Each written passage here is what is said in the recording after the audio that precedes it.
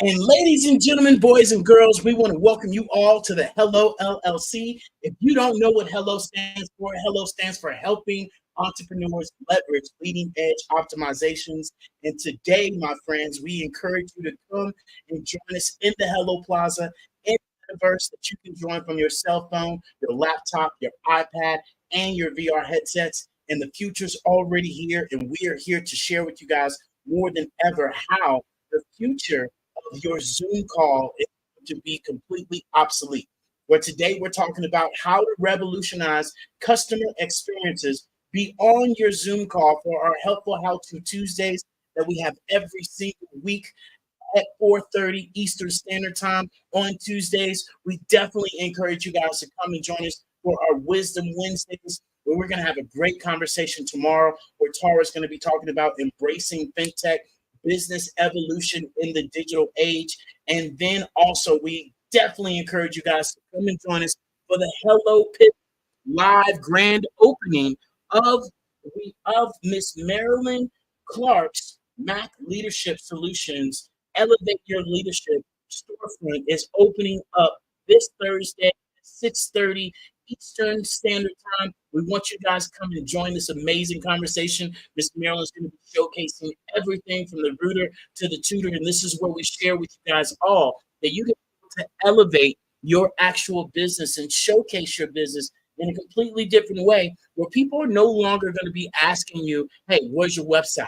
Hey, what's your landing page? People are going to be asking, hey, what metaverse world are you in for me to be able to, look at your products, look at your services, join your community. What games do you have involved that I can come play in your actual metaverse world? So you as an entrepreneur, you as a business can collaborate and have these people join your community. And so we are one of the first to be able to share this with you all, especially not wait until it's too late, not waiting until you say, oh, I'm not sure about this. And this is really where if you guys have joined us live, you can see our actual Zoom room, our presentation room that we have in the metaverse that you guys can be able to see how literally when you drop in from our elevator, you're able to come into our room, learn a little bit more about us. You can also go and visit our Hello Plaza live events room. You also can go straight to our metaverse mall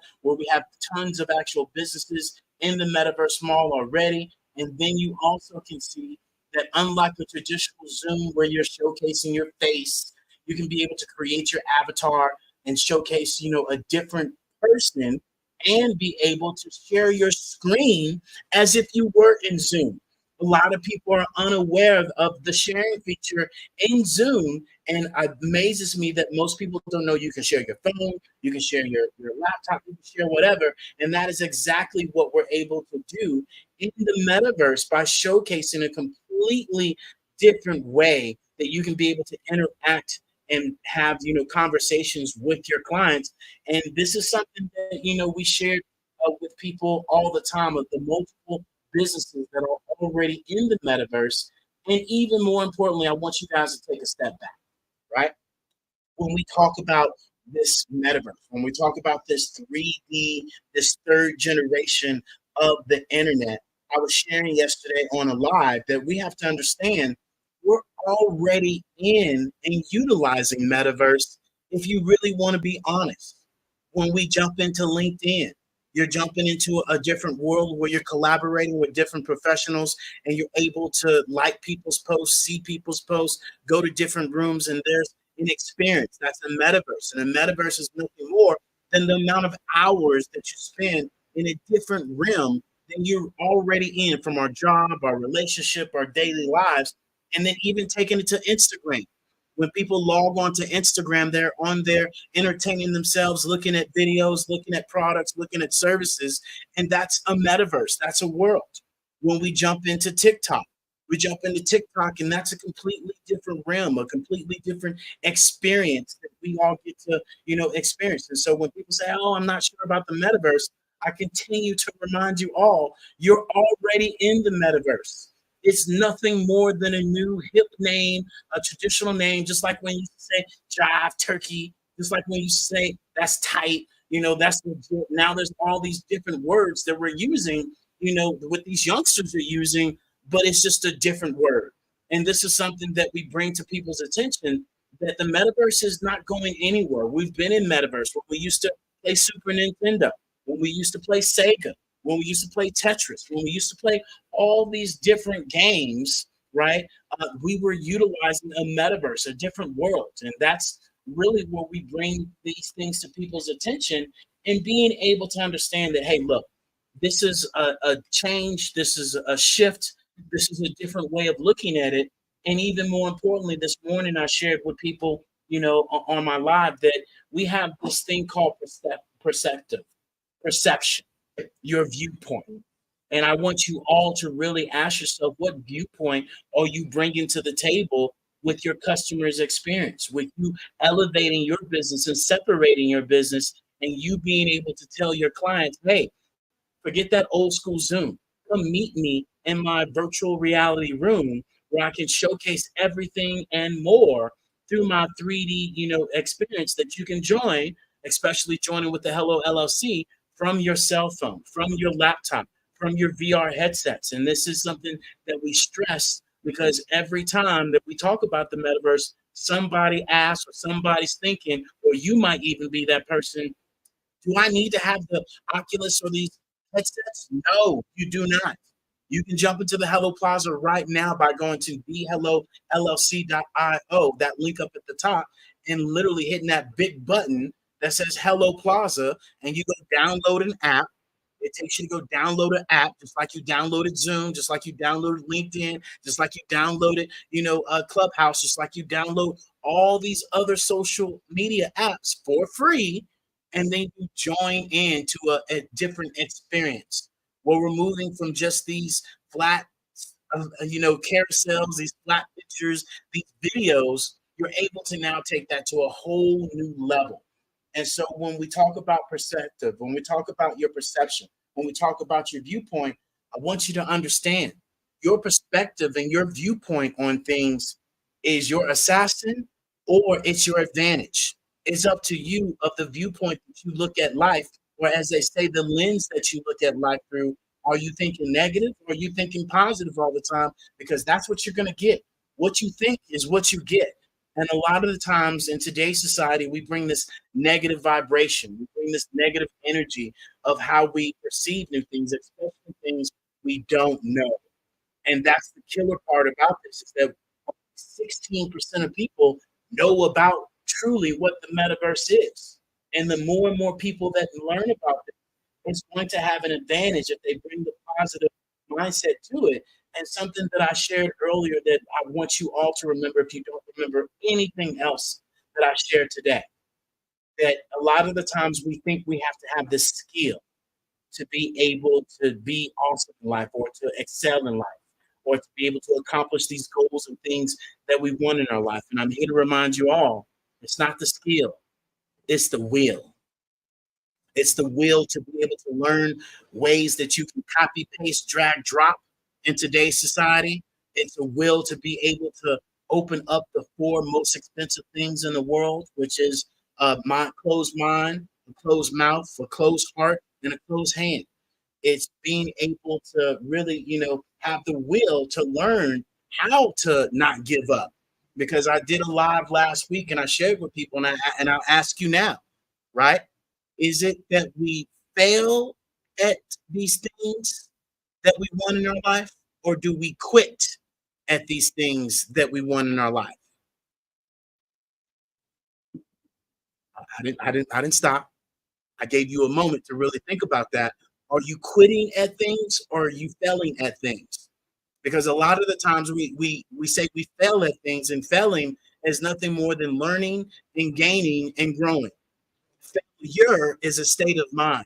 And a lot of the times we get this state of mind that we are a failure, and we don't try new things and we don't do new things because we're in the state of mind of failure, other than understanding you got to fail. I can assure you, having our business, we have failed more than we have won. And the person that fails the most is the person that lives the most glorious life, other than the person that didn't fail at all.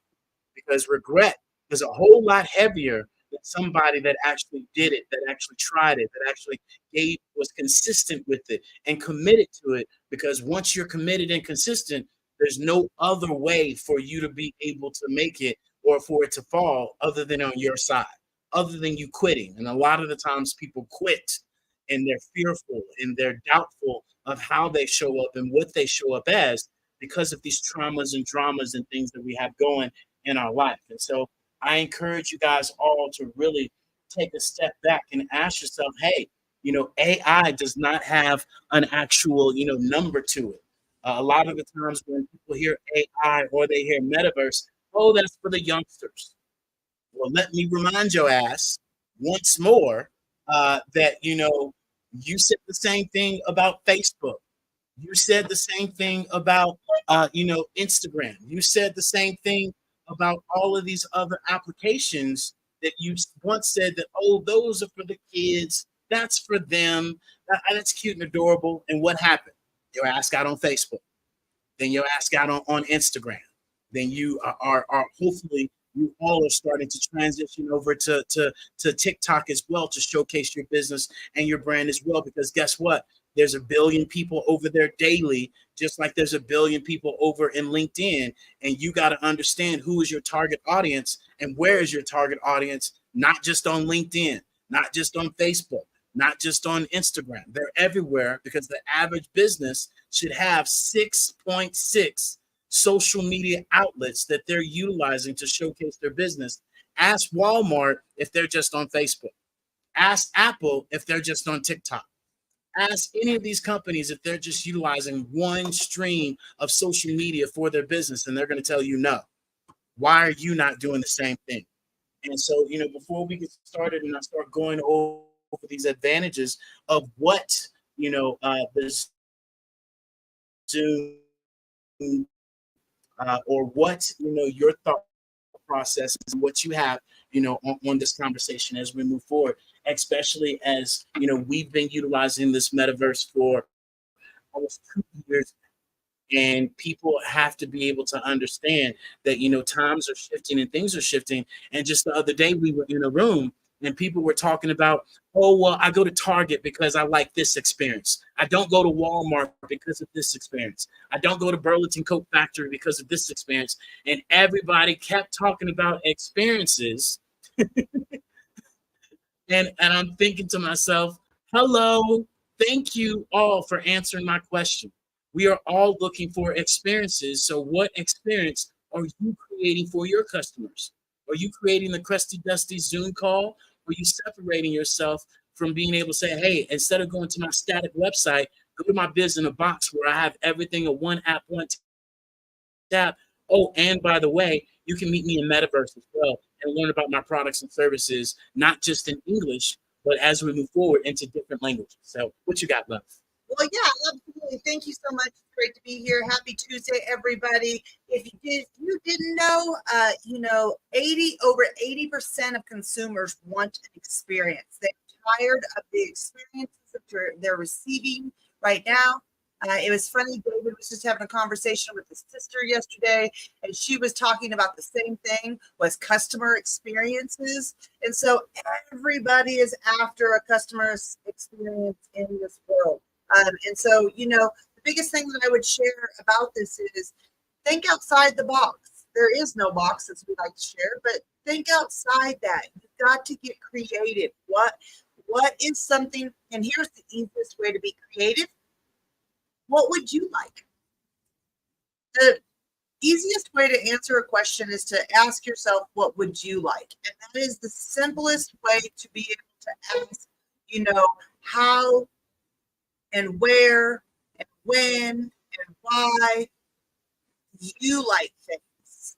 So put your consumer hat on. When you go out to be a consumer, how do you feel when you're like, oh, and he says he can't hear us. Hold up.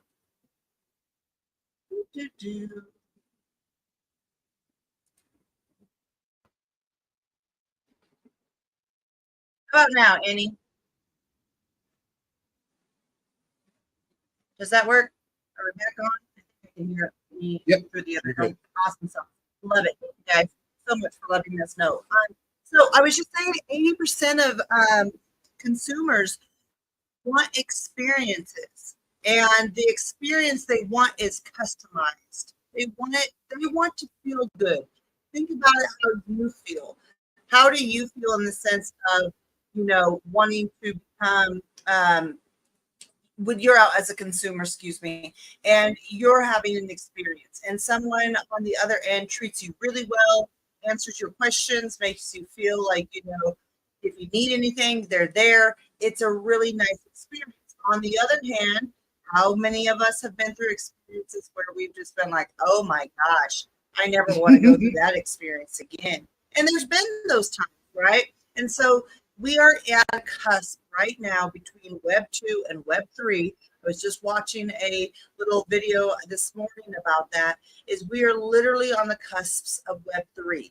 We have Web 3 being implemented everywhere behind the scenes, but because things have not changed, and what I mean by that is humans are used to or when we see drastic changes, when we note that there's been a change.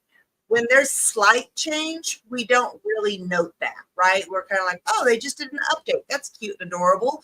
And then we go on about our business, which is exactly, why we're having this conversation. Is because, for instance, Zoom realizes that they're going to be left in the dust. If you've noticed that they've released a couple of updates since 2020, that has allowed them to utilize AI and Web3 features because they know where it is going.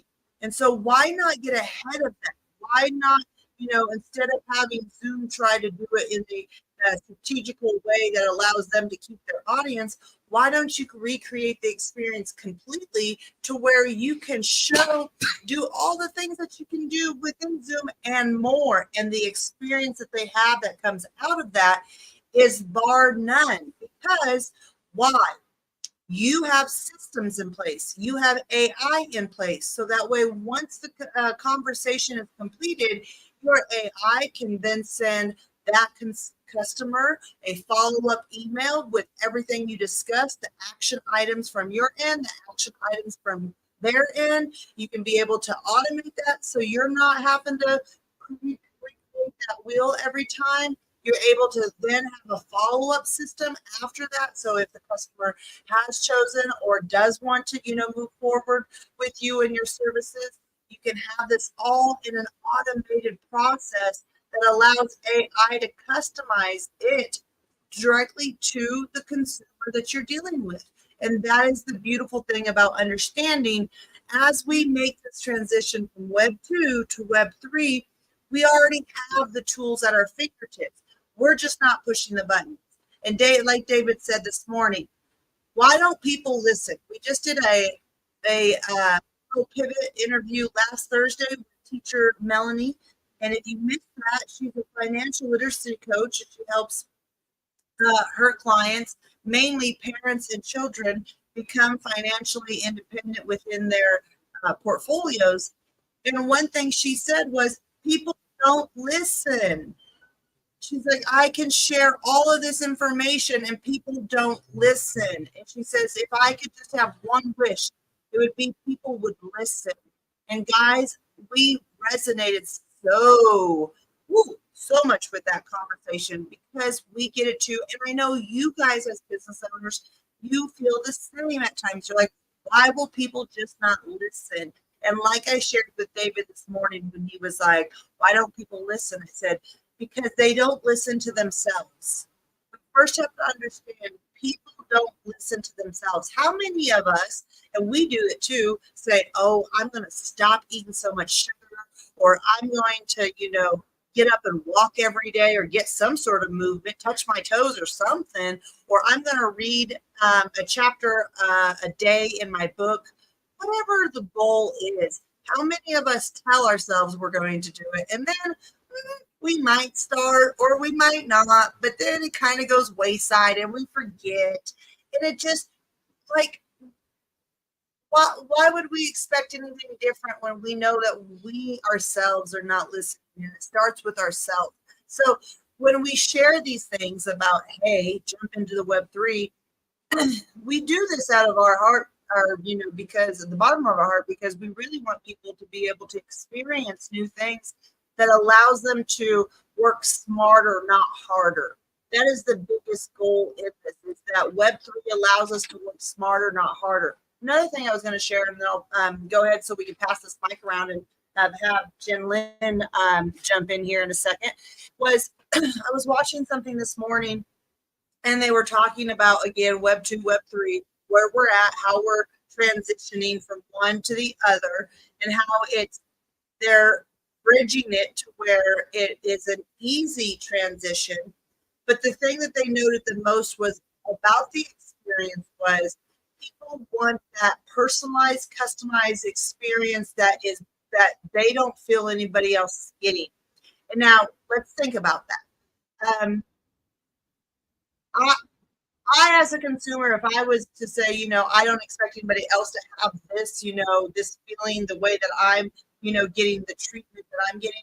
Yes, it feels good, but I would want other people to get it. But what my point about that is that the experience people want is very time consuming if we work the harder way that we used to, where we would one for one. Okay, Tara, I have a customer. I'm going to help that customer and only that customer. And I can't help anybody else, or maybe I can help two other people while I'm doing that, because that's my bandwidth. That's the amount of customer experience that I can give within a human body.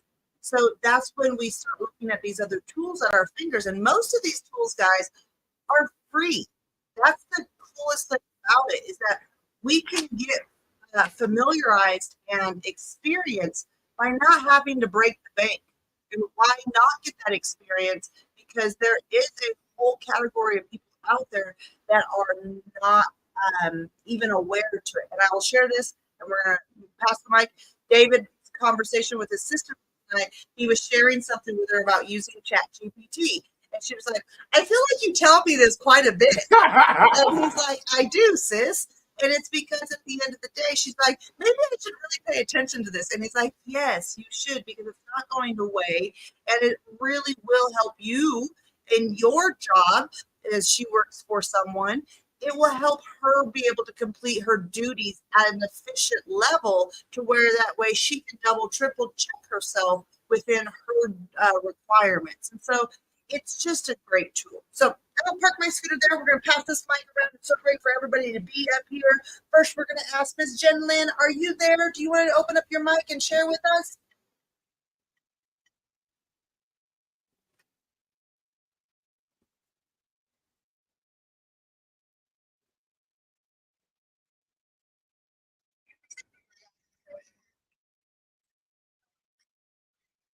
So excited to have a moment and make it here to one of your audios.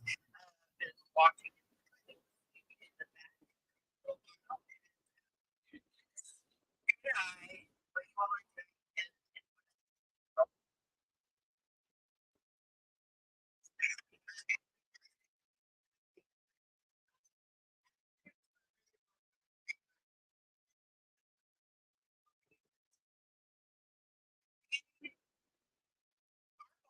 brains, right? They really do that.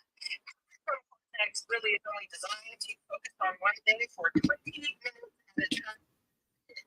We convince ourselves that we are able to multitask, but we really are not. One of the things is what we why stress and anxiety a lot of the times, right? Because we're 20 minutes at a time. It's a reset and a reset. The difficult thing about AI, it allows us to do that. It allows us to take so much off of our plate and automate it, work smarter, not hard, like you said. And the other part about that, I really truly believe, is that it opens us up to be able to use that brain power that we have, which actually just a little bit a day, to actually go beyond the limits of what it is that we know, and into creativity, and beyond that into true innovation, where we're able to reach those levels of expansion and vision and be able to really bring in things that are truly for the future as business, as humans right now, especially as business owners and working in business. We have to be able to reach those levels to be able to meet the future. We cannot will not meet the future if we're not doing those things that we said earlier. That they have to do this. And anyways, I just applaud what you're doing. And I could go on for hours. So,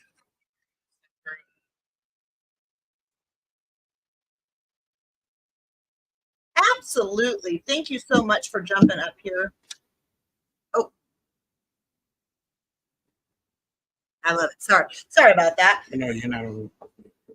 Here we go. Go ahead.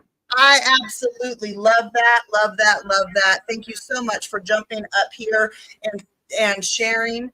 At the end of the day, thank you so much. So with that said, let's go ahead and move this mic around over here to Clubhouse. I see Chef Andy up here. It's good to have you, my friend. Would you like to jump in on this conversation? Hey, I have a few minutes. I'm making Spanish paella. Very simple. I'm going to use shrimp in the paella. Uh, Wonderful seasonings and spices, of course, garlic, peppers, and all that stuff. Fresh tomato sauce, and I'm going to serve that with the arborio rice, and anyway, I always do that to make you hungry. Yeah, I'll tell you what. If I could call up AI to do all this stuff for me, I would have them, at least be my sous chef. Now, I know that's not going to be long off. Some of the restaurants are going to have a virtual image of a sous chef, right? And you have the sous chef, and you say, okay, let's do some mise en place over there, and get me some of this over there, and sooner or later, uh, everything is done for you. In a perfect world, but in an AI world, possibly. But yeah, you guys are really on the cutting edge, on the forefront of all these wonderful things that are happening now, and I'm so glad I found you guys.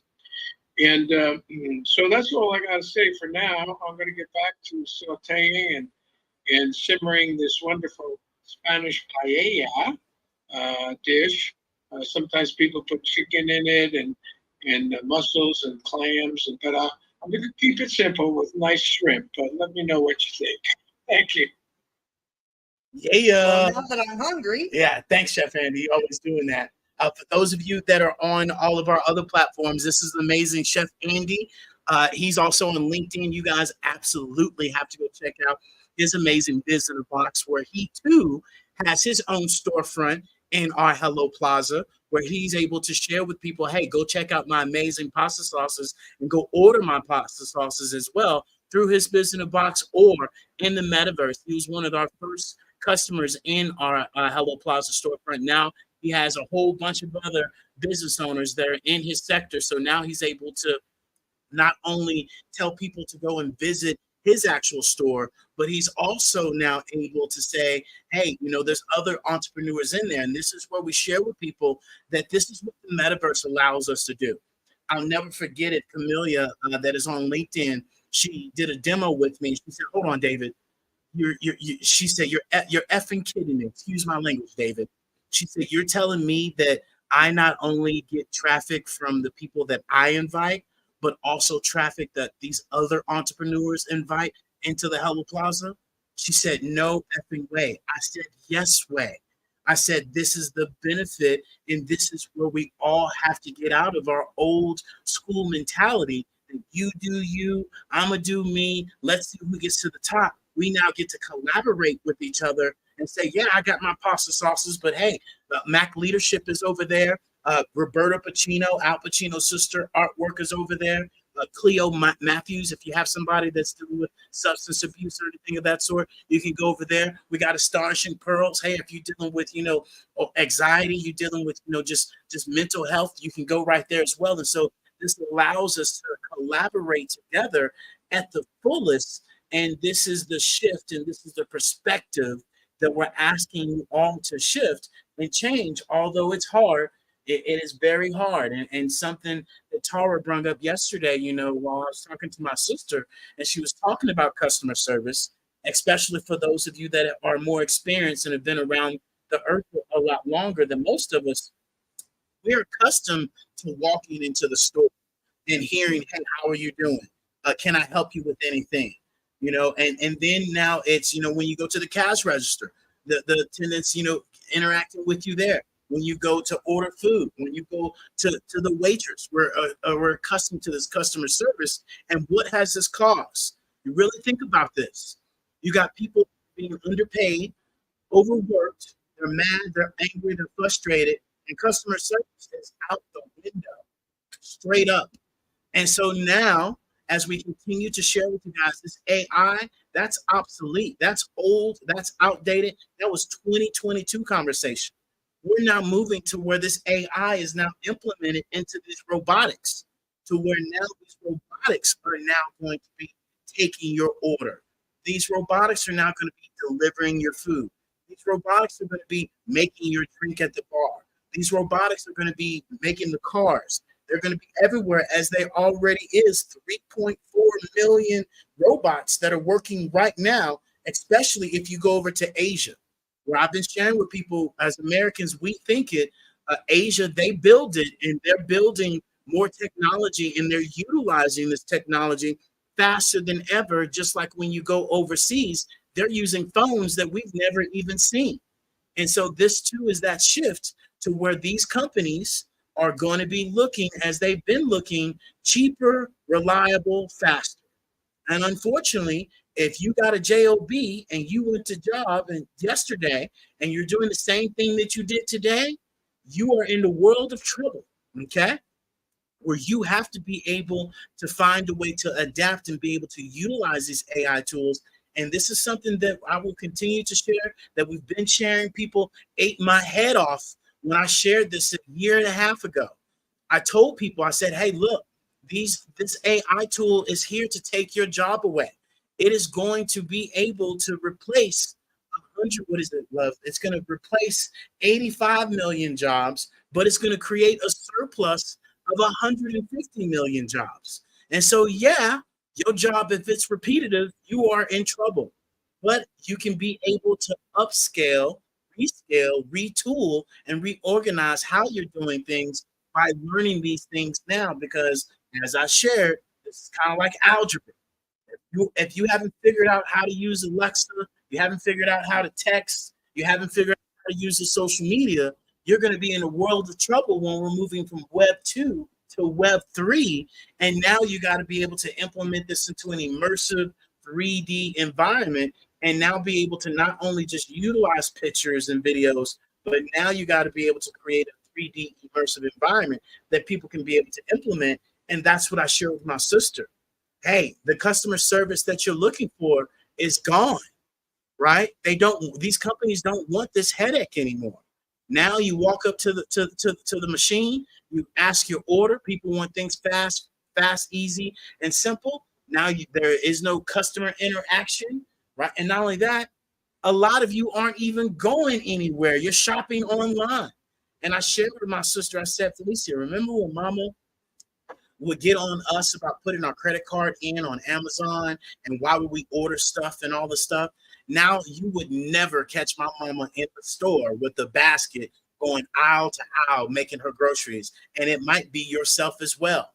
So this is the transition where I continue to remind people, you better be careful when you say never. What you got, Well, love? just in conjunction with what you're saying and what Chef Andy was saying about having a cruise ship, there's actually a couple that was I saw on Shark Tank the other day, that they have built a sous chef. Essentially, what Chef Andy was talking about, it is built into a cabinet. Like, Oh, yeah, so yeah. think about, like, you Yeah. know, where your refrigerator is, and it is a refrigerated unit where you stock the proteins, you stock the vegetables, you stock the fats, you stock the, and what I mean by fats, is it, olive oil, or is it, grapeseed oil? What are you using? and you stock, your spices. And then in the menu, the little computer, you're able to say, okay, Monday, I want dinner to be ready at 6:30 p.m. Say your Eastern Standard Time. So you're going to be, 6:30 p.m. Eastern Standard Time. We're going to have chicken Alfredo. I don't know, just throwing something out there. And then the next day, okay, well, we're going to have dinner at 8:30. I want it to be ready at 8:30 p.m. because we have functions or events or whatever. And we're going to have, tacos, carne asada tacos. I don't know, whatever it is. It's going to be to where you're able to pre-program, be able to pre-stock the items that you're wanting, and then you have an AI. It's not even a robot because it's an AI that cooks it. Well, I should say it's robotic arm with an AI smart computer that is in conjunction with it. That next thing you know, you have a full meal served, and you can say, I want it for a serving of 2 people, 4 people, 5, 6, whatever it is. And again, every week or whatever, however many times you want to stock it, you stock it full of stuff, and then you tell it what you want to make. Even if you want, say, you walk up to it and you didn't pre-plan this, but you want, some eggs and toast. You just tell it you want some eggs and toast. When do you want it? I want it now. And however long it takes it to cook it, 5, 10 minutes, whatever it is. Next thing you know, you have a hot meal that's fresh because you're putting the fresh product into the refrigeration system, and it is then utilizing it in preparation. It prepares it, it cooks it, it serves it. So we have to understand we're here. It is not going to be when, it's now. It's just the fact that it's not in every household, like this sous chef is not in every household yet. So it's not something that people think is here yet. But when you have new builders that are building new houses in a community, then they start implementing, this apparatus, and they say, oh, well, it costs an extra $5,000 for this home to have this, come with it.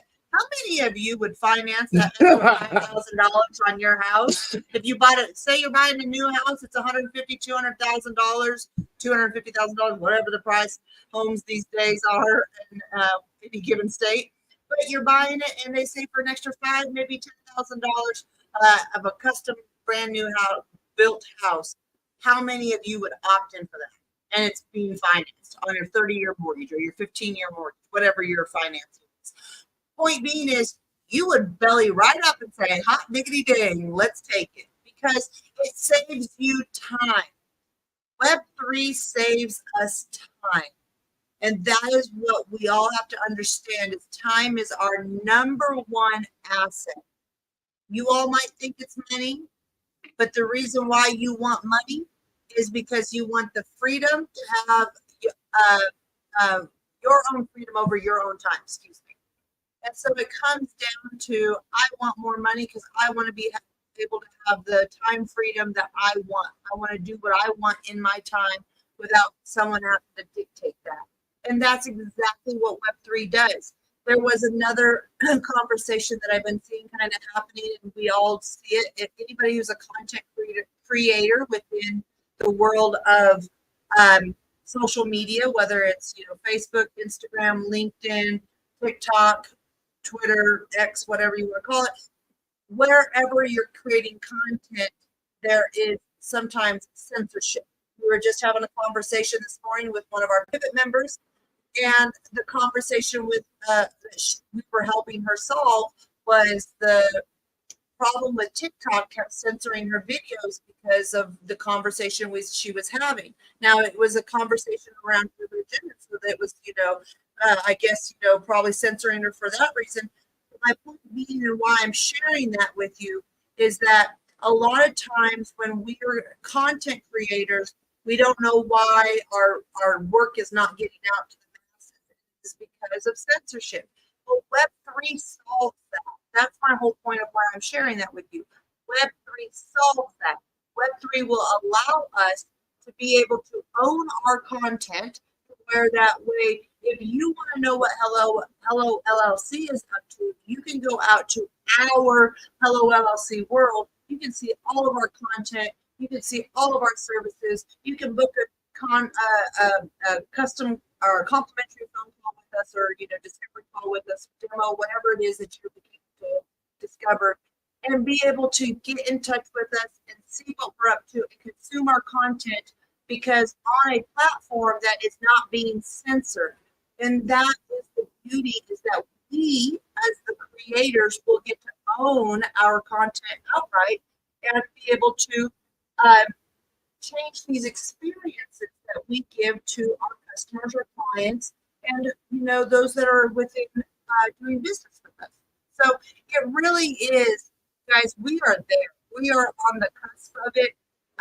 It's just the fact that AI and robotics and all of this is bridged so close to Web 2, because they have to make that bridge close in order for, when that bridge is close, it makes it easier for people to make the journey across the bridge, right? So Web 2 to Web 3 doesn't seem like such a great big jump when we're so close, and it makes it so familiar. That is why you see Zoom trying to give you these updates that are making it feel a little more, there's an avatar, and there's a way to have like a visual background that looks like, you're not in your space anymore, you're somewhere else. That is all just portions of AI and Web3 implemented.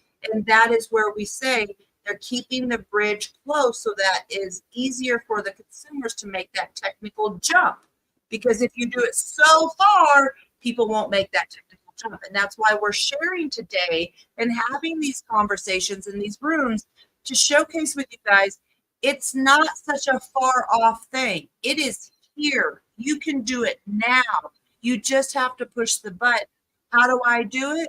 Push the button. That is literally how you get to it. So, passing this mic back over to Mr. Jones. Oh no, I was asking you to remind me about our Hello Pivot. Oh, well, there you go. So with that said, guys, the awesome thing about this is within our Hello Pivot, which is our membership, you're able to get all of this information. You can actually see how to set this up and do it yourself within our pivot. You can get on the phone with us and ask us how to do it. We can either show you, teach you, or do it for you. That is the point of our pivot, because people like resources. Look, great, you've opened my mind to it, Tara. I'm so excited. Now what do I do? Because a lot of times we want to go somewhere, but how many of y'all remember when we used to get the car back in the day before we had MapQuest or computers to get online and go, okay, let me pull up the directions of where I'm going on MapQuest and print them out before I even leave. This was way before we had Siri or Google Maps or anything. But how many of you remember before that we would have to either know where we're going, call and ask for directions, or get the address and just hunt it down? That is where we are when we're moving from Web 2 to Web 3, is people think it's so far of a distance. In reality, it's not. Just need to know where to go, what buttons to push, and how to implement it. But it's all, and the thing about that too is these are free tools that come down the pipeline that most people are not taking advantage of. And that is the biggest thing that we share with people is push the button. Get curious. Find out how to do it. You don't have the codes to the nuclear bombs. You are not going to blow us up. So just push the buttons. You'll be okay. Mr. Jones, back to you. So, before I get started, does anybody else want to share before?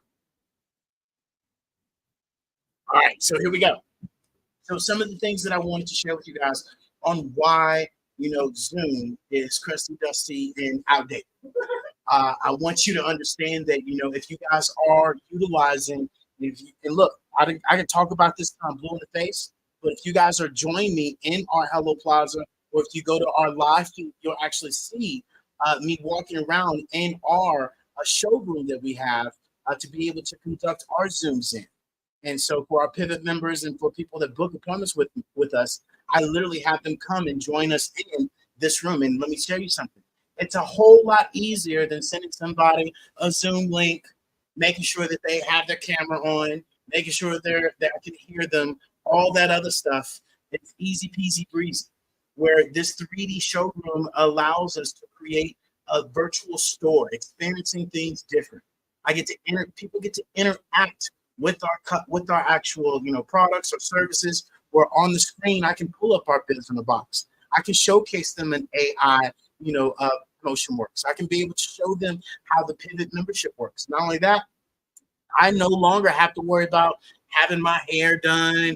If I got crusty, dusty, in my eyes, if I got a booger in my nose, any of that stuff, I get to now show up in my avatar, where it literally allows me to take a picture of my avatar and it creates an avatar like I am. So I can come in a suit, I can come in a clown suit, I can come in whatever I want, and allows me to self-express myself to the actual, environment I go into. Now that this allows me to be able to have a global reach. A lot of us forget that, when you're overseas, some people don't utilize Zoom. Some people can only utilize the Google app because Zoom doesn't work where they are. This app allows, no matter where you are in the world, to be able to go into this interactive world where we're not, oh, well, Zoom doesn't work for me. Oh, well, Google doesn't work for me. It becomes a pain in the butt. Trust me, when you start doing business overseas, some people don't even much know about Zoom. And so this allows you to get that global reach. Not only that, virtual co-creation, where now instead of me sending this person this Zoom link, inviting them this, no, all I got to do is say, hey, go to my business box and boom, you can go here. Or if I have a private meeting, which this room is for, I can send them this link and now there's no codes or any of that access stuff. I also get to showcase my actual products and services as well as you guys are in here, where if I'm in my room and we're sitting down and they're like, well, David, what's this biz in a box? Oh, let me talk to you about our one app, one tap. Get rid of your old static website or your landing page that you're utilizing that you're not updating. That's our business box. David, what's that Hello Pivot? Oh, our Hello Pivot is our membership that you can join for $7. Hey, David, what's the Hello Plaza? Oh, man, that is our actual virtual space that you can go into. Hey, David, what's this AI Motion Work? So this allows me to create that particular experience, just like some of you want to have the green screen on your Zoom so you can put your logo, so you can put, your book cover, so you can put whatever you want to create a conversation. And that is exactly what this 3D immersive world allows me to do. Not only that, guess what? If it was a big enough meeting, I could come in here and I can add the company's logo. I can make this room to where this entire room showcases what they wanted. If I was showcasing products or services, I could put pictures of those products and services on the wall where they can get to it. If I wanted to direct them to the old 2D website, which I'm going to do, I can literally have the link where they can press it and boom and go there. And so this is where, you get to take this above and beyond when we talk about, showcasing your actual, Zoom. When people are doing, webinars or master classes, and you got to show up and your face is the only one there. Now you get to say, hey, come and join me in my master class and have a completely different experience. You can meet new people. You can bring people to you. This creates a completely different experience, just like we did with our master class, Passion of Profits. We said, forget Zoom. We had a Zoom for those people that didn't want to change their perspective and they wanted to stay in the old school, 2D way, but we were able to bring them into our metaverse world where we put the actual screen on the wall and they got to see what it was. And by the end of that masterclass, we had everybody in our actual webinar in metaverse because they was like, what? Why am I over here when everybody's over there? And this is something that we share with people is really, look, before I even continue on the rest of this stuff, when I created this, I was like, you know what? How are people going to perceive, making this transition? Because I remember when Zoom first came out, and Zoom had been around for about a good 6 months, a good, almost a good year before I start utilizing it because I was like, oh, we'll just have a phone conversation, right?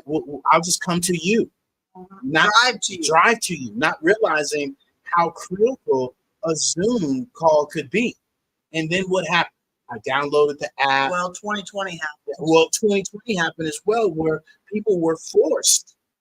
Churches were forced. Businesses were forced to implement Zoom and learn how to do Zoom, and they were forced to, not understanding the gravity of it. Of oh, me utilizing the Zoom, I can have more calls more often.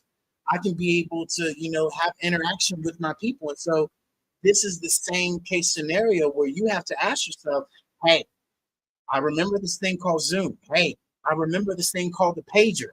Hey, I remember this thing called a tape or a CD or 8-track. And I remember that when I did make that pivot, it made life a whole lot easier. And when you made the pivot, did you stop and go, yes, it made life easier, but you go, well, that transition was kind of easy. Well, it depended on your mindset, which is what a lot of people struggle with, because I myself, as I continue to share with you guys, oh no, technology, that's not my thing. Signing up for something new, forget about it. No way. Yeah, come help a brother. Yes, and this is where I share with our pivot members. This is where I share with you all. Press the button, right? It's especially now. People aren't reading, man. People say, "Oh, I don't know how to do that. How do I get in?" It says right there, read. And we skip over that because of our attention span, and yet we wonder why. If you just press the button, read these things, and allow us to be able to get in, and it literally changes the game. Where instead of going into the Zoom, some people don't have Zoom downloaded on their phone, all the rest of that stuff, or even know how to share on their phone. It becomes complicated. So it's almost easier to get into Web3 and to do ours than it is for people to open up a Zoom. Yeah. Because think about it. You got to go to a web browser page to open up Zoom, and then you have to log in. It's the same steps that if you wanted to jump into our metaverse to be able to do that. It's literally the same steps. You just go to, it's like this, guys. You're going, I want a hamburger today. Do I want McDonald's or do I want Wendy's? It's literally that choice. It's like, do I go to Zoom or do I go into Metaverse and do this? It's the same distance, same buttons, same price, everything. And we're not doing it. Actually, I'll be 100% transparent. Zoom costs you, if you are over 45 minutes, it's $17.55. I know this because I just looked at our billing statement and I was like, oh, we pay $17.55 to Zoom every month. Why? So we can go past 45 minutes a day if we needed to on any kind of function. And the thing is that we're getting to the point where we're not utilizing it. So it is a cost, an overhead cost that we don't have to literally utilize any longer because we're able to do it within our metaverse space. And our metaverse space costs us a one-time building fee that we paid for, and done. Building space, that's our one time build it where I was building it, and bada bing, bada boom. There's no recurring cost to it. How nice is that? We're actually working harder than being smarter when we're utilizing Zoom and old tools like. Sorry, Mr. Jones. No, go ahead. Be good. Going to add that. So, what was the next thing that we were going to? I didn't know if you had another. No. It's okay. So, people that have joined, that do want to join us in the metaverse, we encourage you to go to thehellollc.io. Those of you that are on LinkedIn, hit my face, hit Tara's face. You'll see a big button at the top of our profile that says learn more, join metaverse, and more so if you want to hit our faces, you can literally see us live in metaverse, because not only are we live in the audio room, but we also have a live video room going as well, showcasing the metaverse to entice you guys to say, why am I looking at this white screen with these bald-headed purple girl up at the top when I can go in and interact in a completely different way in an immersive environment and be able to see this at its finest? Because Tara is restructuring one of our enterprise websites, and yesterday I was sharing with her. She was like, hey baby, can you send me a larger list of companies that are in the metaverse? I said, sure, baby, I got you. And so I want you all to understand, if you got a better R&D research team than these companies that I'm about to list off, let me in. Let Tara and I in, please. If you send us some information. Send us some information if you know more. So This company called JP Morgan Chase, they're utilizing metaverse. This company called Walmart, they've trained over 1 million people in metaverse. Okay. This company Boeing that's in a little bit of trouble right now, they're utilizing metaverse. Okay. Louis Vuitton, Dolce and Gabbana, Christie's, Gucci, Warner Brothers. Warner Brothers just announced the other day, you can forget about these movie theaters. You're going to need to go buy these Oculus or Apple headsets, and now you're going to watch all the new movies on their app in the metaverse. Universal Music, Sony Music, right? These are You companies. have H&M and Forever 21 now, so now you're able to literally go in, like if you're shopping at, how many ladies like H&M, but it's kind of a younger store. Forever 21 is really younger, but anyways, you can go in there and you can be able to virtually try these things on. How do I virtually try these on? When you put in your waist measurement and say, okay, let me virtually, the AI ability to do that. Well, So, even more so, you guys, we've been backed into this from the beginning. Those commercials, gentlemen, those commercials that you see with the t-shirts that fit you perfectly, you scan your body, it knows your exact size of your shirt. Ladies, same thing. This is where AI is transitioning to where we continue to share with you guys. It's kept up faster than you can possibly imagine.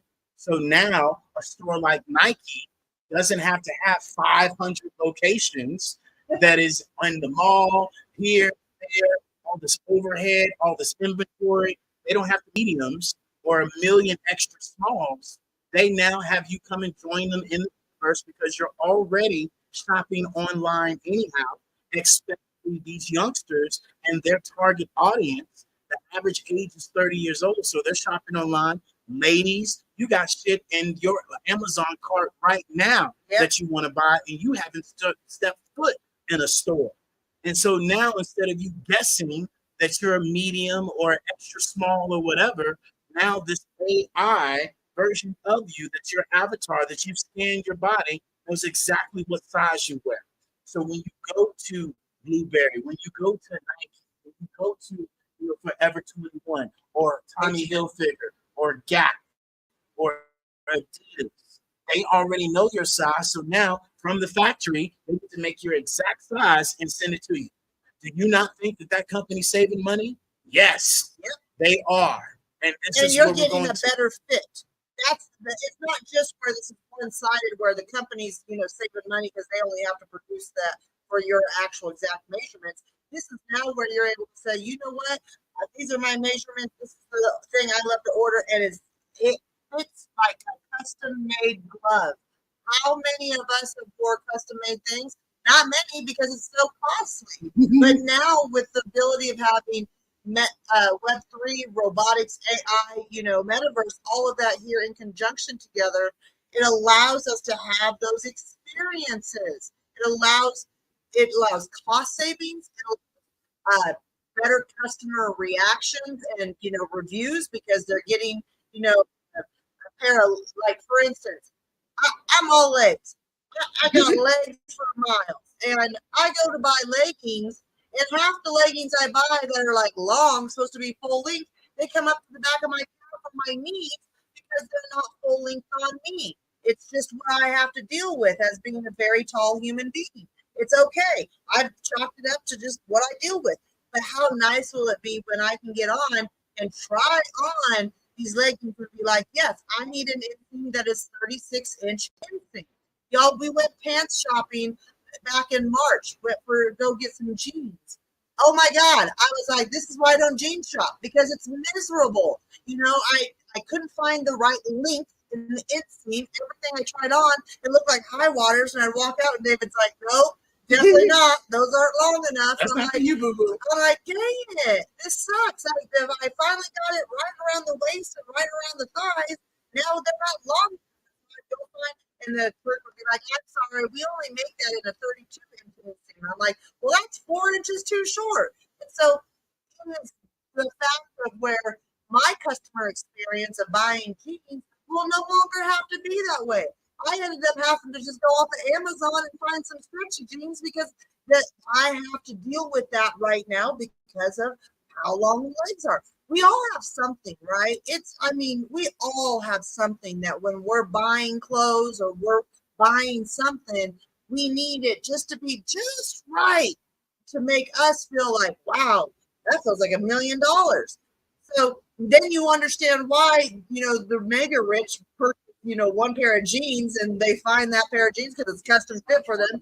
And then from that point, they've just got custom jeans in that only pair because they found custom jeans in that only pair because they found the ability for them to find, something that was, came down to be custom. So with that said, I just wanted to jump in there of that customization. It's not one-sided. It actually improves our customer experience, which then improves customer retention. So back to you, Mr. Jones. Yeah. So, hey guys, we want to welcome you all to the Hello LLC. If you don't know, Hello stands for Helping Entrepreneurs Leverage Leading Edge Optimizations. In short, simple, and sweet, it's helping everyone live life optimally. We've been in business now for the last 8 years. If you guys do not know, Tara and I are digital nomads. We have the opportunity to travel around the world. We are out here showcasing and doing and proving that you can have your business completely online, right? And that is exactly what we're doing. We have put our entire business on Metaverse, in different worlds. If you don't know what Metaverse is the third generation of the internet. More importantly, this is where we all are shifting, and we cannot underestimate that when you hear Metaverse, I want you to hear Web3. Yeah. When you don't know what Metaverse is, and you hear Web3, I want you to understand we're going from Web2 to Web3. What comes after 2? 3. We're interacting and we're engaging in this 3D immersive experience just as we are in these social audio rooms. You clicked into a room. We've created an experience that you are just seeing on this flat screen with our avatars. Now, just imagine taking in this flat screen avatar to a completely immersive environment where you guys could be walking around, you could be driving our golf carts, you could be looking at other images, other videos, you could go visit other websites. You literally could talk to one another if you wanted to, and you could be able to share your website or your images or whatever you have to do as well in business. And this is what we share with people. Collaboration is the new currency. And the new currency, right, is the energy that you bring because look, data and attention is the new currency. Let me say this again. Data and attention is the new currency. We have to understand the more attention that you give your business, the more attention that you show people about your business, the better off it's going to be. And so often, a lot of the times, people say that they have a business. If you're not showcasing your business, I'm here to tell you, you ain't got no business. You got to hustle. And there's a difference between the two. That you haven't posted about your business today. You haven't posted about your business yesterday. You haven't posted or got anything scheduled or a live or a podcast or something for people to learn about who you are other than when you show up in these rooms or other when you do something that, on a daily basis and not social media. I'm here to share with you. It's going to be very hard for you to keep people's attention because a lot of the times what we find is that people have to be in front of people. Well, hey, let's have a meeting. Hey, let's talk. Hey, let's belly to belly. And those days are over, especially as we transition and be able to create these real 3D immersive experiences that you guys all should be able to utilize. And something that the other day, we were in John Lee's room. I'm a huge member of John Lee's, his membership platform that he has for the last 3 years. And he brought this gentleman up and he started talking about AI. And guys, it was like this guy has been in me and Tara's How To Tuesdays, our weekly events, because he started repeating some of the exact same things that we've been sharing. And because he has a little bit more status, a lot more status, he has a little bit more clout, people are looking up with their mouths open like, oh my God, that's awesome. I'm sitting here like, are you kidding me? Me and Tara have been sharing this with people from the last 3 years. I've been sharing from people for the last 8 years that, hey, look, this AI is not nothing to play with. Your job is in jeopardy. Your social security is not going to be there. I just saw a post the other day. They're talking about it. Your social security, your 401k, toodles. And so this is where we have to be able to retool, relearn these things, and rediscover things of how we're pivoting forward. And so I see we're over here on Fanbase. I got Miss Butterfly up here. I see we have people over here on LinkedIn. You're more than welcome to come up and share as well. So Miss Butterfly, if you have anything you'd like to share over here on Fanbase, please share with us, man. What you got? I just walked in, just came to support your room over here, and just listening right now. Yeah, always welcome, always welcome. And so, for those of you that have just walked in, we're talking about beyond Zoom calls, upgrade your customer experience. Butterfly, you were in a room that we were in, I believe, last week when all the ladies were talking about, Walmart creates this experience, Target creates this experience, Burlington Co-Factory creates this experience, and everybody was sharing why or why they liked that experience or why they didn't like that experience. And this was just like, yes, this is where we are. Creating new experiences for your clients, for your customers, especially your targeted customers, right? And this is why not only, showcasing new experiences, but also creating new experiences where a lot of you should start gamifying your business. Start creating these communities where people can come into your 3D immersive environment and they can earn coins. Where if they get a certain amount of coins, they can get some of your services. What does this do? This creates attention to your actual 3D immersive world. This then, hey girl, I earned 25 Hello coins, by staying over in the Hello Plaza. Now they're going to create some content for me. What? Just by your avatar being in metaverse? Yes, girl. Girl, I'm coming over there too. I need some content built as well. And so this is where we encourage you guys to start understanding the way that we're marketing our business is new. A lot of times what I'm hearing is old, outdated techniques of what worked back then, right? That's not going to work in the future. Definitely it's about to pivot out as we are looking at it now, as this Web3 is coming closer and closer. And even more importantly, while we're having a conversation tomorrow on fintech. Some of you guys do not know what fintech is, or what the hell is that?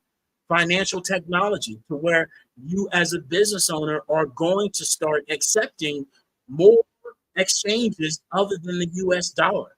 You're going to start accepting this thing called Bitcoin. You're going to start accepting some of these other alternative coins that might hold value, might not, but it's going to be there if you decide to take that coin. And so this is conversations that we're going to continue to have. As you heard Chef Andy share earlier, a lot of the times we are, ahead in this race, in this world of really being able to put your business out there. And sometimes we have to stop ourselves, come back, and help people understand, hey, this is where we're going, and this is why. Yeah, and it helps people kind of paint the picture, and kind of like when you're talking about the experience, it's like if you walk into Walmart, you get this experience. If you walk into Target, you get this experience. If you walk into Victoria's Secrets, you have this experience. If you walk into, anything like Yankee Candle, you have a different experience. You have all these different experiences when you walk into different, shops. Now, let's think about this for a second. It could be walking into your favorite restaurant. It could be walking into your favorite mall. It could be walking into your favorite movie theater, whatever it is.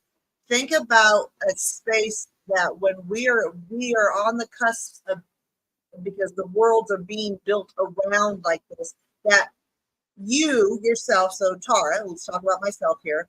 I walked into, a department store, Macy's or Dillard's or, any one of those type of department stores. And all of a sudden, because I have my sizes saved, my body scan, and I know I have my preferences set, so I know what I like and what I don't like. Like, okay, let's talk about, I like colors. I like, pinks and blues and purples, but I don't really like yellows. Well, I like yellows, but I can't wear yellow. So don't show me any any type of shoes or clothing or anything that is really yellow. Accessories maybe, but not in the clothing. I can't wear anything that has yellow or green in it because of my color complexion. So think about as we walk in, that I walk into the makeup department of Dillard's or Macy's, and I'm fair complected, and I do really good with this set of line, but I don't do so well with this set of a line. And so it has those preferences already set. So when I walk in, it's like, oh, welcome back, Miss Bush. We have a sale on, this type of makeup that is your favorite. And right now we're running a sale on these type of jeans that are your favorite because they fit you, and this is, hey, you're looking for a summer dress. Here's all the options in the colors. What type of summer dress, did you want today? It's going to remember all of those preferences within Web3. So as we go into these spaces on Web3, we're not going to have to be searching through all of this merchandise. Think about it. If we go into Target or Walmart, okay, I love Target, clothes. So let's, talk about that. You walk over there and you're like, oh, these are really cute shirts. Well, I got to go try it on because I don't know how it fits. Okay, I tried it on. Can't wait for the have this for jeans.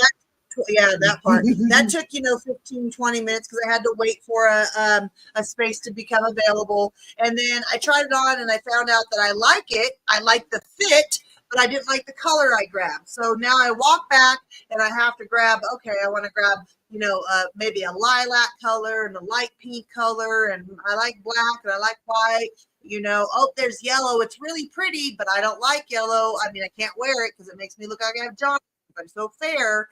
So I just share these things because we're going to go down through an experience that will be so customized to us, to what we need and how we like things, that it's just going to make life so much easier. Think about, fellas, this is why we don't go shopping. Well, exactly that part. Think about the times, and then what happens is you do find something. You do find something that you love, ladies. How many of you can relate? You find a pair of jeans, or you find, a pair of work slacks or something that you're like, oh my God, I love the way these fit.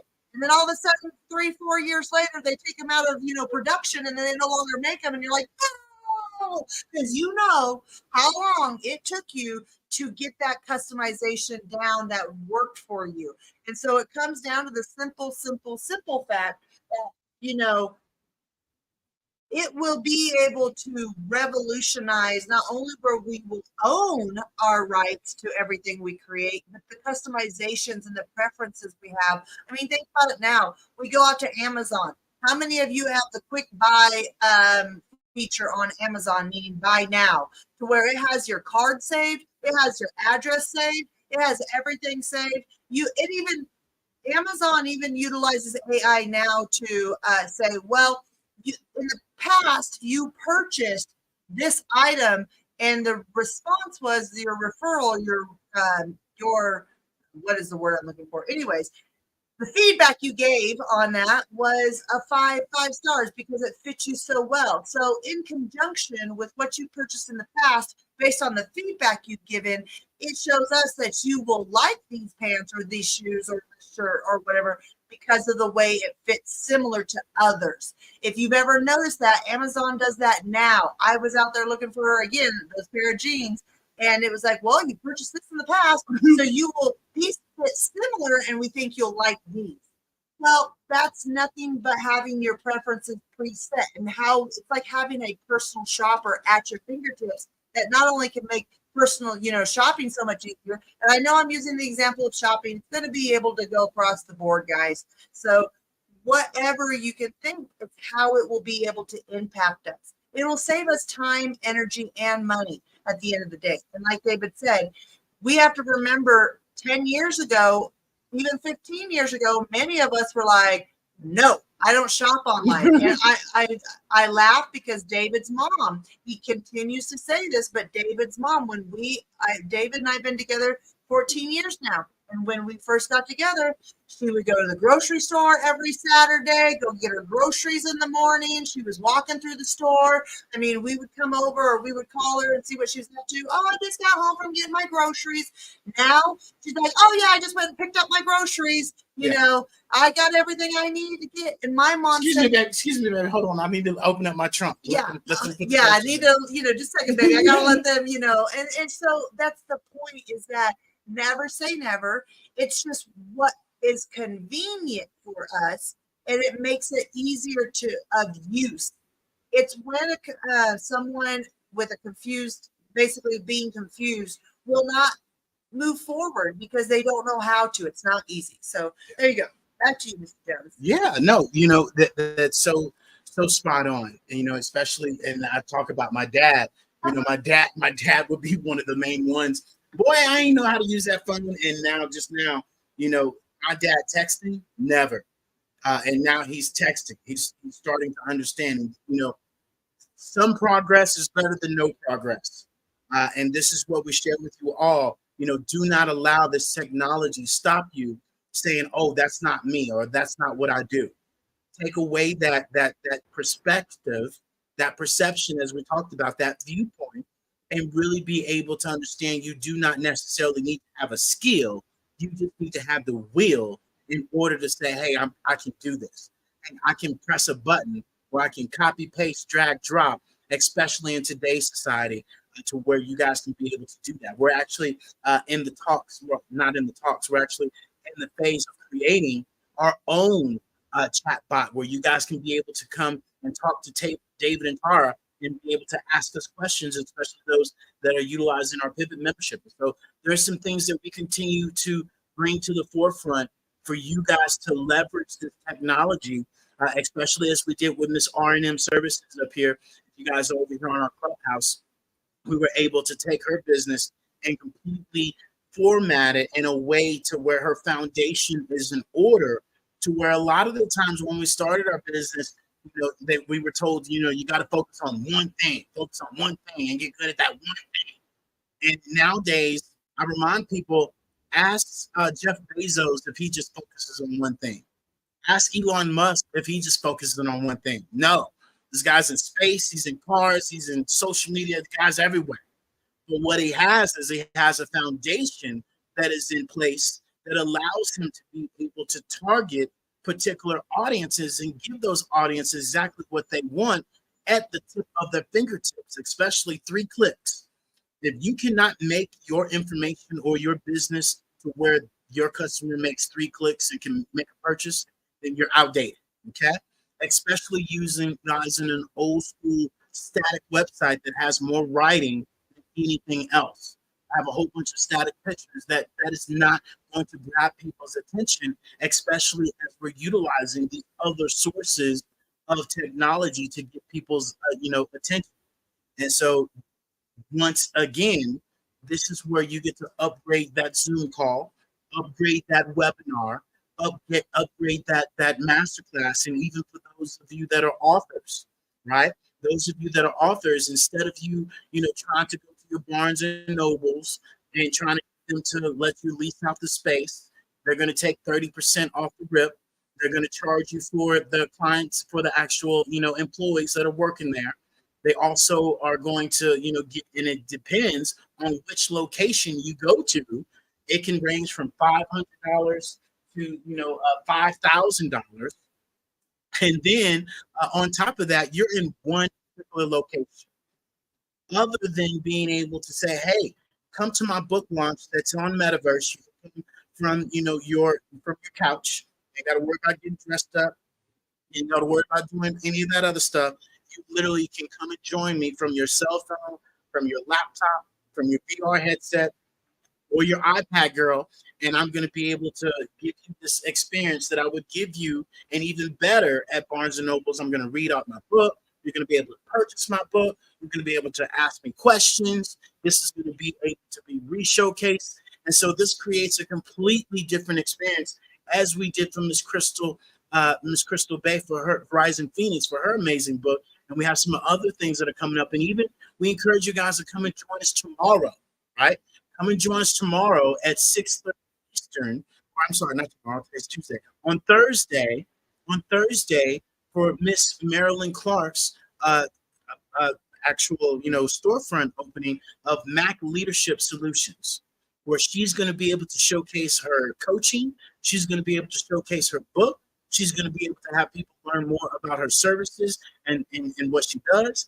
And now, instead of her telling people, hey, meet me in old school Zoom, she now is going to have a whole entire back office that is dedicated to her, to where now she can say, hey, you know what, forget that Zoom. Come meet me in my metaverse world, where now she can be able to do her podcast. Now she can be able to do, other events right from her back room, as if, she was doing a live event. And I share this with people. I remember my mama watching QVC like it was All no day, every other, day. all day, every day. And some of y'all laughing because you might have been the person shopping on QVC or whatever that other network was. People were scared to buy on the QVC because it was new, and they weren't used Well, to they couldn't. calling in and Uh-huh. giving my phone, my card number over the phone Yep. to somebody completely strange, and having the faith that would show up in your box, Yep. or your mailbox. Yep, exactly. This so true, love. And so, this is where we've made it past that mindset that has held us back from being able to expand our brand, especially now being able to go globally. No longer do you have to, just talk to your local friends to come to your book launch at the Barnes and Nobles. Now you get to tell everybody and everybody, hey, come and join me at my book launch at this time, normally at night or on the weekend where it's best, and boom, now you're able to showcase, right? For those of you that have webinars, right? Like Damien's on here. They do their actual LinkedIn live event every week, where not only could they expand it to LinkedIn, they now could expand it into metaverse, to where now everybody can watch it from any platform, and people could walk in their avatar, talk to each other. Damien and them could replay that event and have people still come in there and collaborate. Is that Miss Karen? Yeah, Miss Yes. Karen. Miss Karen has her event. She could be able to, have replays of her event up in her storefront, and have people come and learn more about it, to where now it's not, hey, you got to come visit me at this time, at nighttime. Now you can play it 24/7 and have that going until the next week or till the next day, whenever the next event is, where you give people access to that, not only through just LinkedIn, but now through all platforms, especially implementing metaverse, or should I say YouTube, right? And that's a big tip. I'd encourage you all to start your YouTube channel right now. Okay, right now.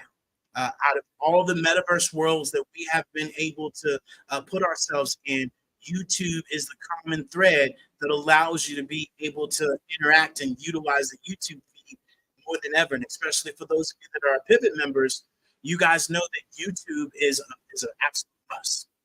Especially if you're a business, we literally are going to sign you up for YouTube, get you back, because that is a must, especially as we move forward. Got anything else? I think at the end of the day, it's pressing the button, and that's the biggest thing. You can't be scared to press the button, check it out, get the information.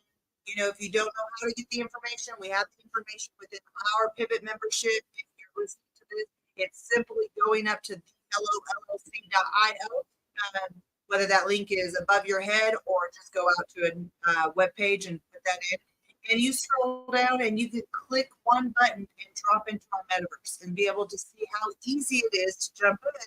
And once you understand how easy it is to be in there, it becomes a no-brainer. And it's funny because this is something we experience regularly. People will jump in and they'll experience it, and then all of a sudden their brain is just their imagination runs wild. Mm-hmm. It's like all of a sudden we've turned on the kid imagination again, which is a great thing. We should all have imaginations like children, because y'all remember how imaginative we were when we were back in the day. Well, it comes down to the simple fact that as that imagination kicks in, and you're like, wow, I could do this with my business. I could do this. We could have this. our community, center that we, I help, manage, or whether it's your church community or your spiritual community or your, any type of, community that you wish. It is the ability for everybody to come in, meet at a place. They don't have to leave the comfort of their own home. So you're going to have people that are actually going to show up, a little bit more than those that have to drive clear across town and deal with traffic and all of this, that, and the other. So it just really has a lot of advantages than disadvantages. And the disadvantages aren't really even valid. It comes down to the simple fact that people are scared. And that's why they don't push the button. They don't want to take action. It's not even that they get scared. It's just, well, why is it relevant to me? Why is it going to be useful to me? I can just do it this way, and it works, so much easier. And I go back to my mom. She's just like David's mom.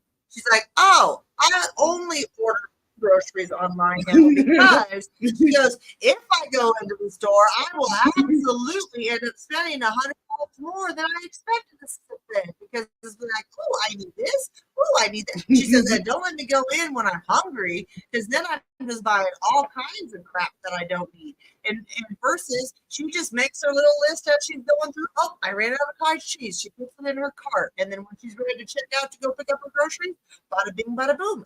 Done. So it's just the ease that it brings to our life. And we have to be mindful that the fear that we have towards technology is because it's been pre-programmed to us through movies. It has been the fear of the movies that we watch, that, whatever one. David is an expert in movies, so that's why I'm just like, shaking my head at him, because it's whatever, movie it is that pops up and all of a sudden the aliens are in control, like iRobot or something like that. They have these storylines that keep us in fear, so the evolution is not there. And that's when we're not evolving as humans, we're not living. We will be extinct very soon. So it comes down to the importance of understanding how to evolve with technology. Again, let's remind you, 8-track to CD players to burners to now digital music.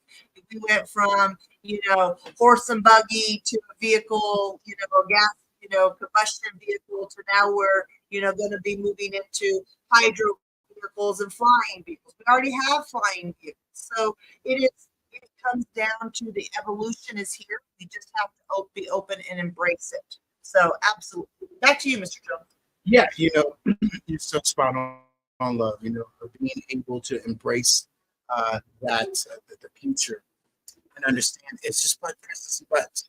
And so I see we got Miss Giggles up here. I see we got Butterfly in the building, Foreclose, welcome. I see Annie's in the building. I see we got Cheryl, Damien, Miss Karen.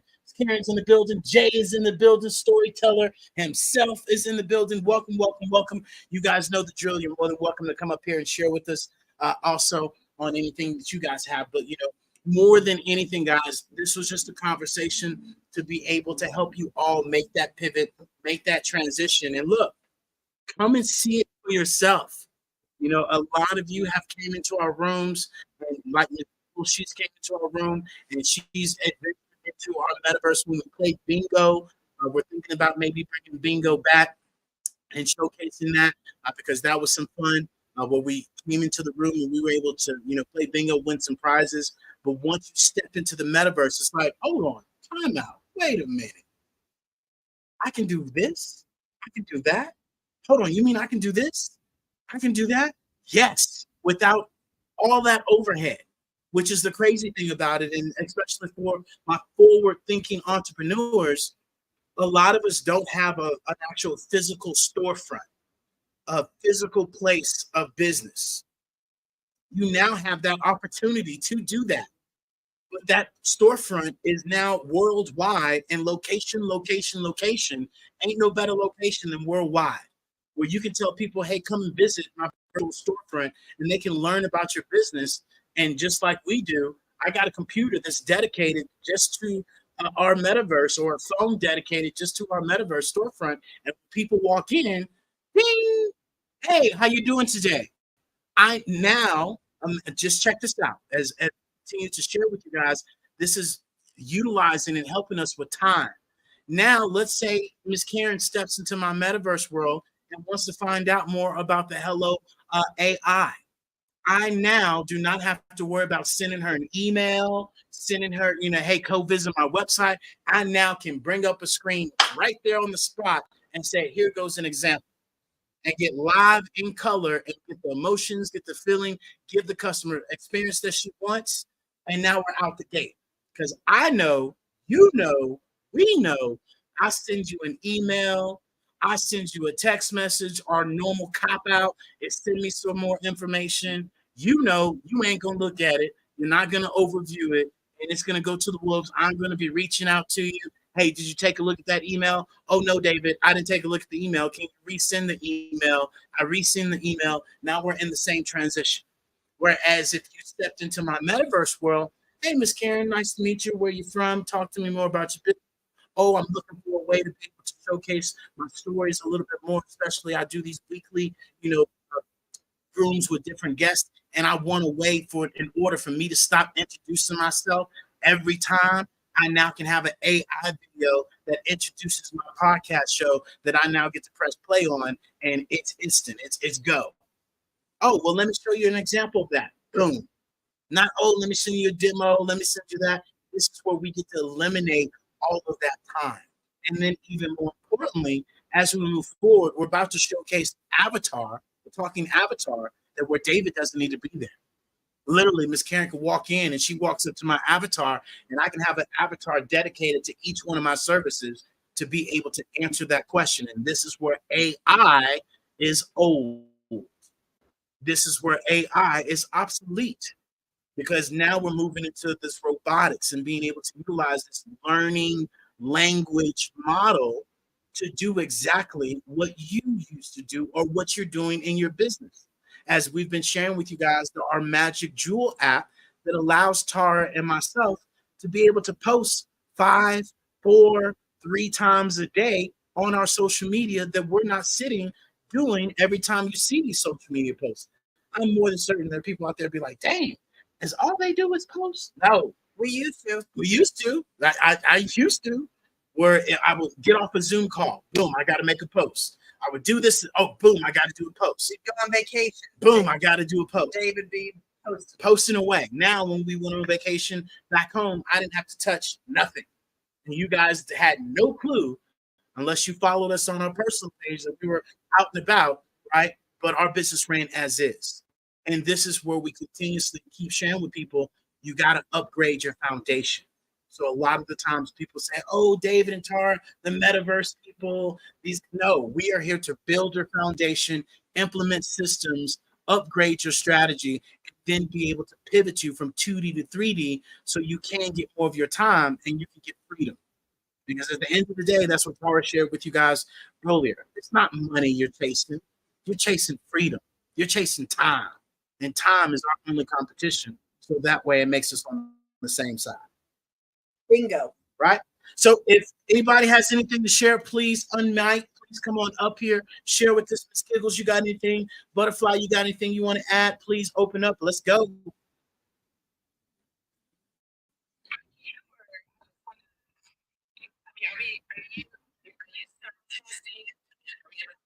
Yeah, yeah, yeah. You're good. Everybody can hear you. Let's go. Well, it's good to see you, David.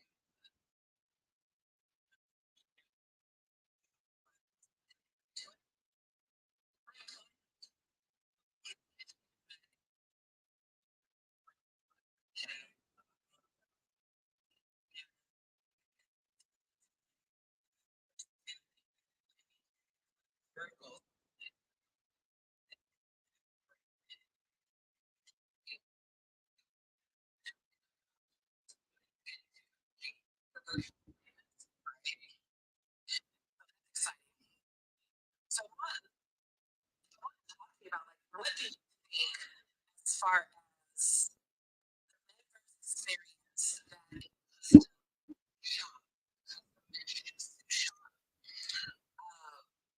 you know, it's like if if there is tech that it has the ability to be able to do things like provide that kind of experience, like someone walking into your metaverse store and able to get advice and customer experience, with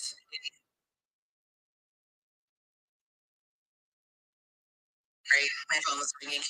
Yeah, we can hear you better. Okay. Um, so I want to talk about that because it's something I want, it's what I'm trying to. Because what I also want to talk about the business piece forward is this more so,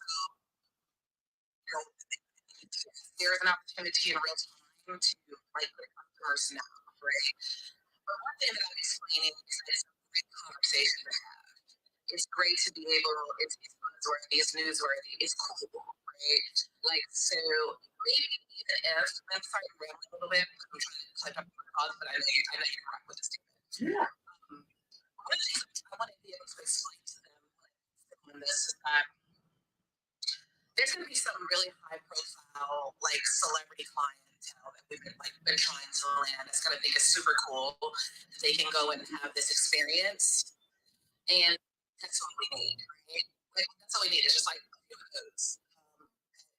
They trying to land because then when so and so is wearing a custom suit, brand name excluded right now,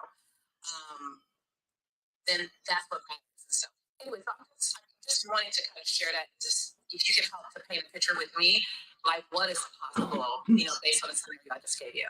Absolutely. So there are already stores already doing that. For those of you that might not have heard that, Miss Butterfly over in Fanbase, she was asking me, there's a current company right now that is a suit store.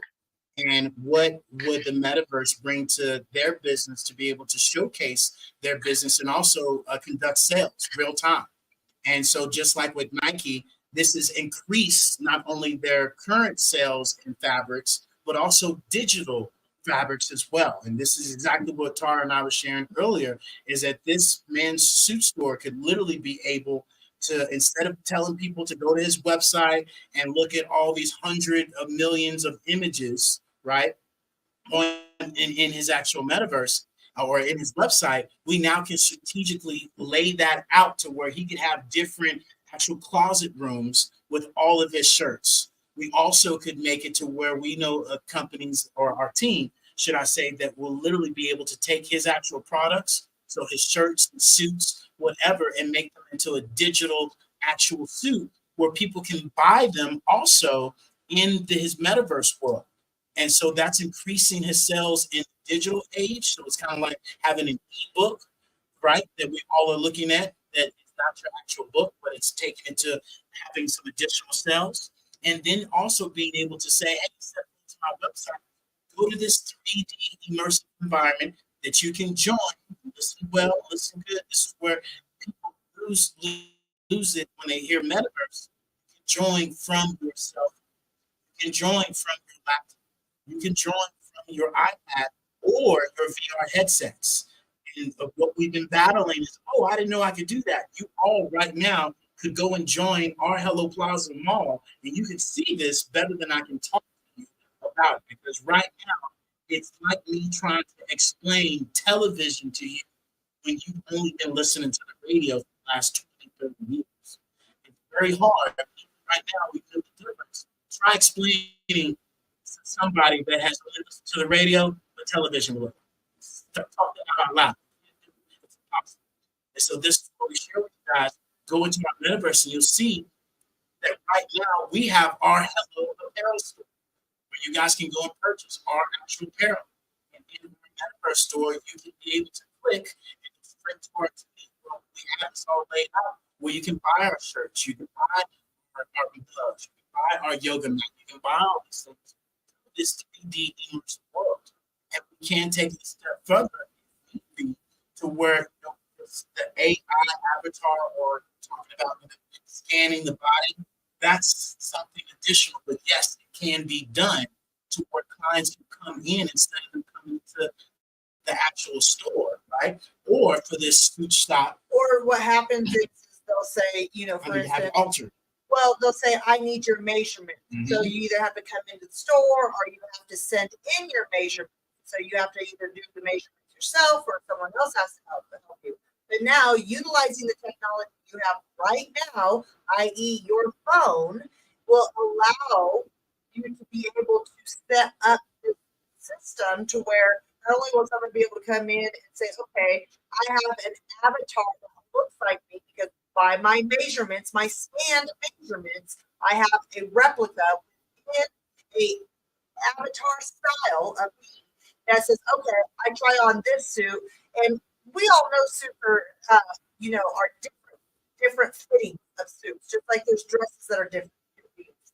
And so you say that, you've never tried a pantsuit that is with maybe a tapered leg, maybe a skinny leg, as they call it, and you want to see what it looks like, but you don't, have the ability to drive, or fly across country to go to the one location or the two locations they This have. opens it up for this global. But now this opens, that's where I was going. It opens up because now you can just jump on. Your avatar's already there. It's built to your customization sizes. You like, you know what? I want to try on this maroon suit that is, with a tapered leg. And you try it on and you're like, wow, I didn't think I was going to look great in, a tapered leg, but I really pull this off. Or vice versa. You put it on because you just think you're going to be smashed in it. And you're like, no, tapered leg's not for me. And so it allows us to go through this process of elimination that we already do physically within the store, but because we are measured out identically in who we are as a human to our avatar, and then the product, like suits that are being displayed or up for sale, they're able to try them on in a virtual way that be like, oh, like right now, you can go out tonight and you can try on any Nike shoes virtually right now. You can do that either in their metaverse or you can go that out to their website, their 2D website right now and say virtual try on. You can do on virtual try on or virtual see it in my room. How many of you wanted to buy a lamp or a side table for your house? And you're like, but I just don't know how that's going to look like with my couch. And now they have the virtual tested out, and you can hit the virtual. It takes literally opens up the camera to your room, and it then puts the image right there. That's the same thing when it comes down to any type of clothing or personal materials or styles like that. It will allow us to have such a user experience. How many ladies remember Legally Blonde, and there's a couple of other ones that where she's like standing at her closet, and the closet she's like typing in what she wants to wear, and the closet's spinning through the closet, pulling it out. That's literally what it's going to be in virtual space. And then all of a sudden, oh, I like it. It looks good on me. I send in it. I purchase it. My custom measurements go with the purchase because AI did that for me. That is already a part of my avatar. It has my billing address, has my shipping address, has my credit card or my billing payment information. And bada bing, boom, you're done. You receive in 4 days, 4 weeks, whatever the lead time is for a custom material like that. You receive the most custom, phenomenal suit you'll ever have in your life because you have your exact measurements in there that were done precisely by technology, which is a little bit more fine-tuned than humans are.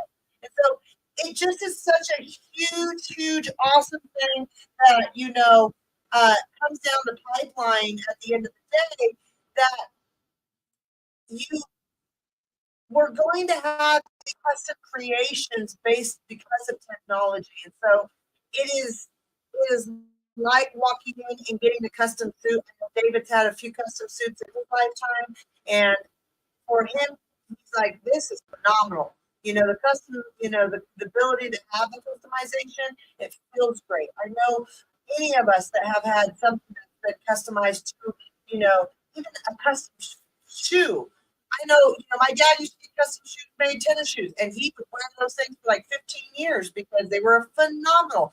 Now that's going to be at our fingertips on Amazon. Buy now, and it's on your doorstep in a 2 hours. Yeah, and to answer your question about artists and things of that sort, they don't make stadiums for 24 million people. And Post Malone, Travis Scott, Ariana Grande, they have already done virtual concerts in the metaverse to where now, if you are doing a concert, you can now tell your clients, hey, look, you know what? Maybe you can't afford my $100, $200, $300 ticket, but hey, I'm going to have this streaming live in my virtual metaverse world that you can join for $20, $30. All you have to do is be a part of my fan club. All you got to do is be part of my fan club. Boom. And so now for an artist, now, guess what, my friends? You now have your own subscription to all of your income coming to you. You no longer have to worry about the streaming and all the other services. Now you can do individual concerts on your own from the seat of your pants, from the seat of your house. You can have your CDs, you can have your music where it's just played in your metaverse world. In order for you to get access to my world, you got to pay $7. This is where we're going in order for people to, utilize, implement, the metaverse in all aspects. It doesn't just need to be for, for music. And one of the worlds that we're in order to get access to our membership, you have to, buy into our building, or you have to be a part of our membership, where you also can go into the metaverse and watch all of our videos in the metaverse. So, hold on, Butterfly, you had a question? Jump in at some point just because you guys think wanted to engage a little bit, but I didn't want to interrupt you. No, go ahead. Okay. Yeah. Well, actually, you know what? I think I want to be here.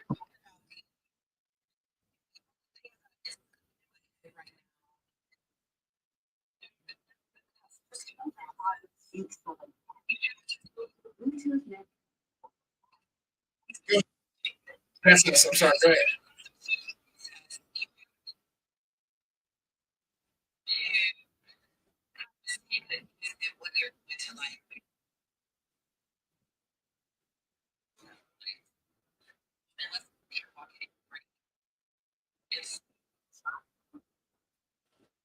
Being able to have like a try on, like you were speaking about, I think it's going to be for this particular industry. Lock AI, FLOCK. What you said was important. Oh, I think we got echo. Oh, crap. No, you good, go ahead. Oh, sorry. Right.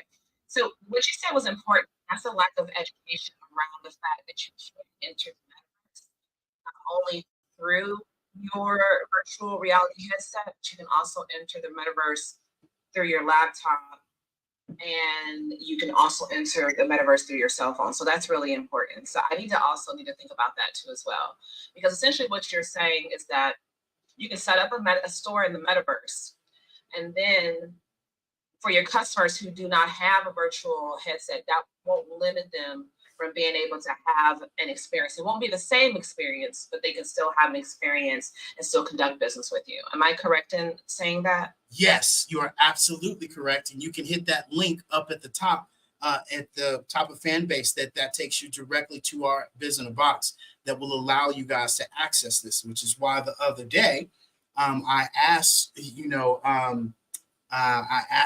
Fanbase gentleman, I forgot his name, the IT guy. I asked him, I said, hey, have you considered, taking, Fanbase into implementing metaverse? And he was like, I haven't thought about that. Well, yeah, prime example for this room right now. Fanbase, Clubhouse, LinkedIn could be able to set up a metaverse world and be able to say, hey, you want to join, David and Tara's room? Here goes the link, and it takes you guys directly into a room that we've built that now we all can walk around in. We now all can socialize with each other. If we wanted to, we could go to a private room and have a conversation and come back. We could showcase, our services, our businesses, and this takes it to a completely different level. Like I see somebody has entered in here now that is a guest. What you got, love? I don't know who that is, but go ahead. No, I mean, that's you're 110% spot on, Butterfly, is that it's that experience that we can have from our phone right now. And that's what I think probably a little bit before you jumped in here, I was sharing was the bridge between Web 2 to Web 3, meaning right now we utilize our phone for everything. Like how many of us, use a laptop? David used to never use a laptop. And then all of a sudden, I was like, look what you can do. And he's like, oh, but my point being is we do over 90% of our daily functions on a phone, a smartphone. So the bridge is where we're able to utilize the tools we have today and experience Web3 already in our pocket. So you're walking around right now with a phone and you can experience Web3, metaverse, all of these, accoutrements by just your phone. And we don't know that because, and here, let me go ahead and just drop the shoe so everybody knows, it comes down to money. They don't tell you these things because they want you, for instance, Horizons is the world that Meta built. Meta, like Facebook Meta, they built a world called Horizons. And one of the conversations that we always have and we always share is that we're in a multitude of worlds, metaverse worlds. But there's only about 2 of them that you can access us through your phone, your tablet, your laptop, computer, or your VR headsets. If you have some sort of technology that's connected to the internet, you can experience our metaverse world. But what happens is like, for instance, back to this Horizons Meta thing, Horizons is never going to be accessible from your phone. Why? Yeah. Well, I'm telling you why they're never going to do it, because Meta sells Oculus headsets. They want you to buy the VR headset. So they make you believe that metaverse is only accessible through headsets. Why would they give Apple more money? Because of exactly. It comes down to consumerism and capitalism. Nothing wrong with it. I'm just sharing with you why they do it. So you have to understand, we as a company saw that and said, do you know how hard it would be right now? We have, 30 people listening, 50 people listening to us across different channels here. And how hard would it be to get all of you to go out and buy a $300 to $500 headset just so you could experience? I have my fingers up, experience, my little quotation, air quotes up, metaverse for one time. You wouldn't. None of you would make that purchase. I wouldn't make that purchase. It took us 3 months to finally get one of these headsets. We had a young lady named Chocolate Storm. She came into our clubhouse room and she said, David, Tara, what are you guys doing? You guys need to go and get your business into metaverse because it's so good. And for us, we're just like some of you. Oh, hell no. Nah. What metaverse? None of that. And she kept coming in our room. David, Tara, what are you guys doing? Get in the metaverse. Your business needs to be in metaverse. Let's go. You guys are tripping. And look, Miss Chocolate Storm is not, young buck. Miss Chocolate Storm is older than we are. Could be our mothers, if not older. And she was telling us, hey, you guys need to get in there. And finally, we buckled down. And Tara ordered the Oculus headsets, the Oculus 2 headsets. And Tara put them on, set them up, and she looked at me and she said, oh, shit. She said, baby, we're not going to be sharing these headsets. This ain't no share because we thought that we could buy one and we could share. She said, no. And I said, what do you mean? She said, don't even much worry about it. I've already ordered mine. They're on the way, but we're going to be sharing this in the meantime. And guys, I put on these Oculus headsets and I went into a world called alt space at that time. And alt space was rocking and rolling and people were loving it, but it had some glitches, this, that, and the other, but whatever it may be, it was rolling. I went into this space and I laughed my ass off because they had like this club, like a comedy scene that you could go into and people would do stand-up comedy. And I laughed so much. I hadn't laughed that much in a while. I mean, my stomach was hurting for about a good 2 days. And I experienced the metaverse and I'm like, Tara, this is crazy. Let's get our business in here. And I did what the typical person does is I went in there for fun. I went in there for games. I went in there to entertain myself. But what I did do was I listened to Chocolate and I went and discovered more places, and we found this one world where we were able to put up our storefront. Where then at that time I was trying to convince people, hey, go get these $500 headsets and come shop in the store, and we were getting looked at crazy like we were looking at Chocolate Storm. Then we found another world that then allowed us to be able to showcase our storefront that people could join from their cell phone, their laptop, their iPad, and if they had the VR headset. This made it an easier transition for people to see it if they would press the button. And you would be amazed of how many people do not press 4 buttons to come and experience this, but then we'll sit there and say metaverse isn't that, AI isn't this, and they haven't experienced it not one lick and don't get it, but telling you not to move forward when this is the future after I just listed off all these companies that are already there. So don't listen to me if you don't want to, but go do your research, go look it up and ask, what is the metaverse industry by 2030? It's going to tell you 13 trillion. What is the growth rate of the metaverse? It's going to tell you it's going to be 25% in the next year that people are going to be utilizing the metaverse. And people are like, no way. Your ass is on TikTok and Instagram and social media 2 hours a day. What do you think you're not going to make this transition? Our phones are the new pagers. You're seeing it day in and day out. You're seeing all these different versions of these phones, and it blows me away that these same people that are talking about metaverse, AI isn't this, are driving around with Teslas, right? Are utilizing filters on their TikToks, utilizing filters on their Instagram. And I'm like, what do you mean? You're already there. And so this is where we have to take a different perspective, a viewpoint, and be able to say, hey, let me check out some of these facts before I get my feelings, because what happens a lot of times as entrepreneurs, we get in our feelings of what we wouldn't do, what doesn't work for us. We then make it to where it won't work for others, and we're not looking at our foundation of who our target audience is, where our target audience is, and where our asses should be with our target audience, because we're stuck in our feelings. And I'm here to bubble bust that feeling factor. You better start looking at some facts, because as I will continue to say, there's going to be 2 types of businesses. One that utilizes AI and metaverse. 2, they ain't going to be around. Ask Blockbuster, ask Macy's, ask a lot of these companies that we were talking about. Prime example, your local malls are shutting down. They're becoming obsolete. I know one mall in Houston, Texas called West Oaks Mall. It was one of the most predominant malls, while I was growing up. It's gone.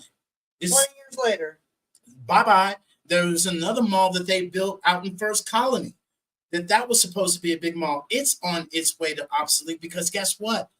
You guys all have to understand, these big brands are going away. We now all have the ability to have our own fashion line, to have our own podcast, to have our own produce. Whatever we want to do, we can do that now by collaborating, and more people are starting to go to the small to medium-sized companies other than these big box, large companies that have been duping us from the jump. Well, the reason being is because, let's think about this. Jessica Simpson, whether you're a fan or not a fan, doesn't matter. Case study. She came out with a clothing line. So the only way for her, Rihanna, all of these, Cindy Crawford, they come out with these, housing or, home goods line or clothing lines. And the only way for them to get it to market is by going to the big box stores, right? They're only going to a Dillard's or a Macy's and having them be able to carry their line in their store because they have the distribution system. So let's think about this. You're now in metaverse. You now have the ability to have the distribution system be global, worldwide, which is larger than what it is if you go through Macy's or Dillard's, because that's only stateside. And then the fact that if you are the logistics and the distribution is now simplified. You're now able to impact more around the world because of the simplicity of technology. This is the other side of it. David talks about how these stores are going down. I just sent him a TikTok yesterday that was literally talking about how big box stores that we are all, familiar with, Best Buys and all of that, are closing X amount of stores this year. Now, there's two sides of the conversation. Some people can flip that to say, well, it's because the economy, it's because people are not going out to purchase. That is, it is a double-edged sword, and it is 1 + 1 = 2. That's part of the equation. The other part of this is they realize, oh, we have brand recognition. You know who Macy's is. You know who Dillard's is. You know who Nike is. You know who Best Buy is. We can now go into, whatever metaverse world, set up our store there, have one store. One store that serves the world. One store, guys, that serves the world.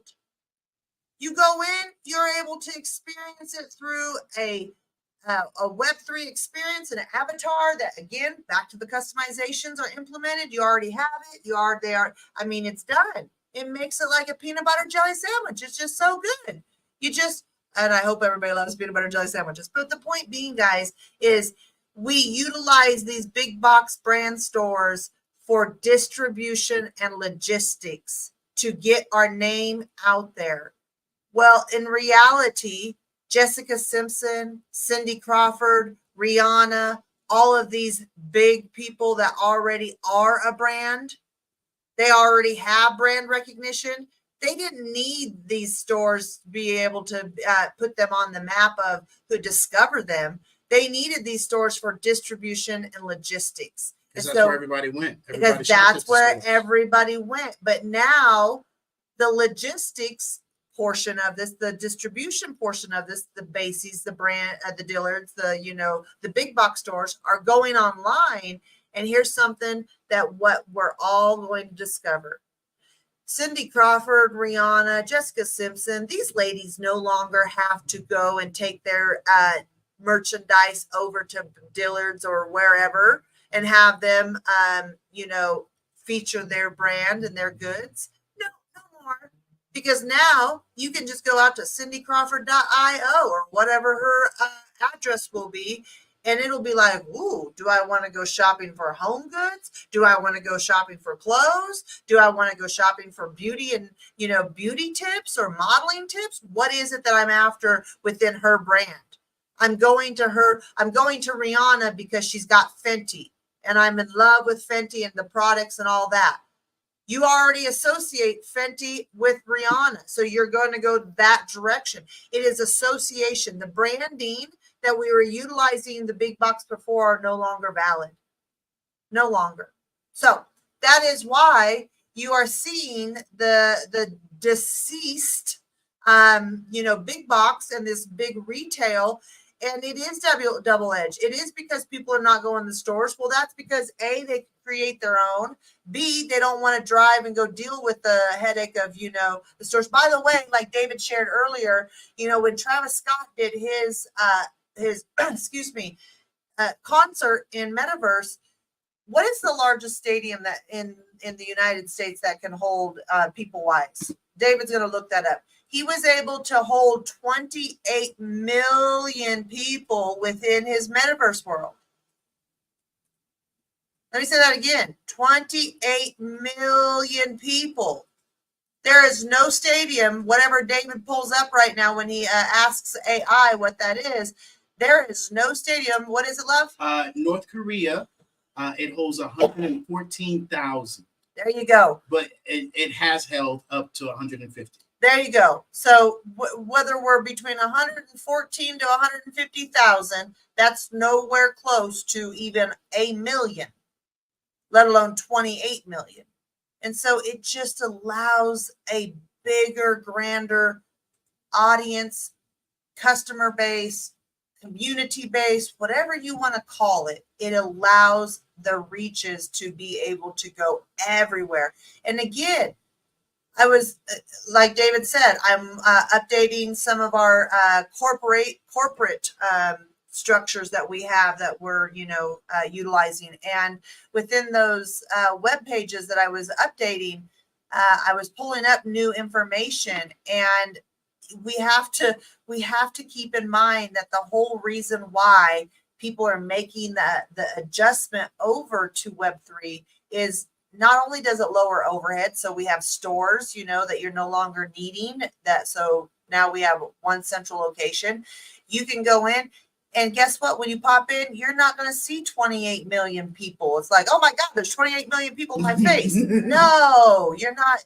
You're going to be able to, be able to hit a button and then ask for it, and then it brings you an assistant that you can talk to. Exactly. You can come in, you can have these AIs. And again, what my point is the whole reason people are in favor of Web3 and Metaverse, and Web3 as an umbrella. So under Web3, it includes Metaverse, it includes AI, it includes robotics, it includes fintech, which is blockchain, it includes all of these features, right?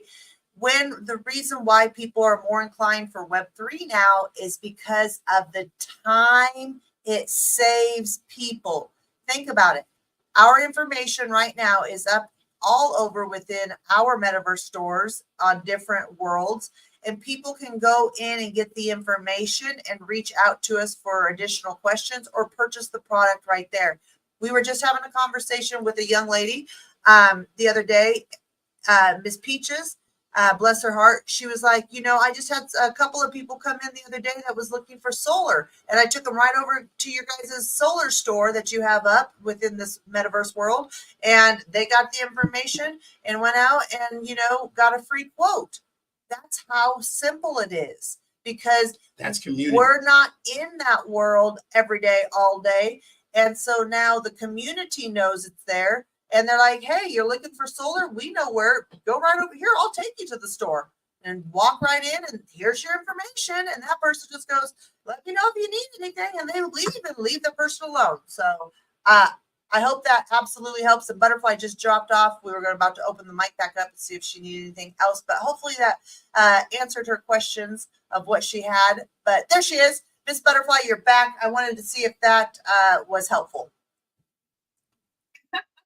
Yes, it was very helpful. I'm like, Tara, how can you see me? I can see you. It's because I'm on David's channel. You looking at David's phone? I am. Oh my God, you guys are there together. I'm so stupid. No, it's okay.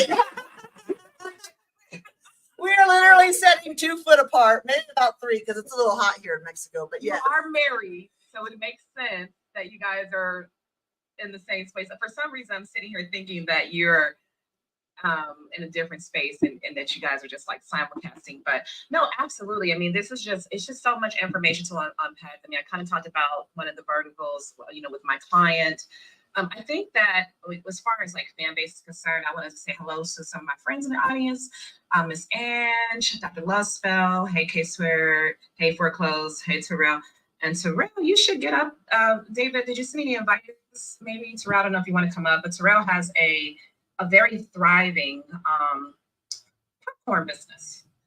And so it's called Poppin' in the City, and people on Fanbase been going crazy about it, just FYI. So he might have some questions about like, how does he sell more popcorn, in the metaverse and the benefits of having a store or even thinking about going that direction. So anyways, hey Terrell.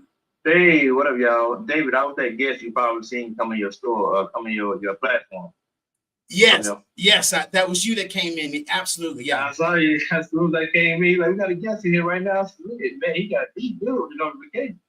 Yeah, and this is exactly what we share with people is that this allows you to have a store on your wall, a store in your laptop, a store on your phone, and so literally this takes your popcorn business to the next level, to where you're not just showcasing and taking them to, an actual website where they get to sort through all the different flavors. now you literally could build out a world to where now you could have, a game for each one of the popcorns. You could have it to where, hey, if you spend, an hour into my, my metaverse storefront, I'll give you 20% off. If you bring somebody to my metaverse storefront and they, sign this, and I know that they sign this, or hey, social media, I see you in there now running, this will allow you to, get more discounts. And even as you run in there, you can also go over to the Hello Pivot, and this is where you can transition from 2D to 3D.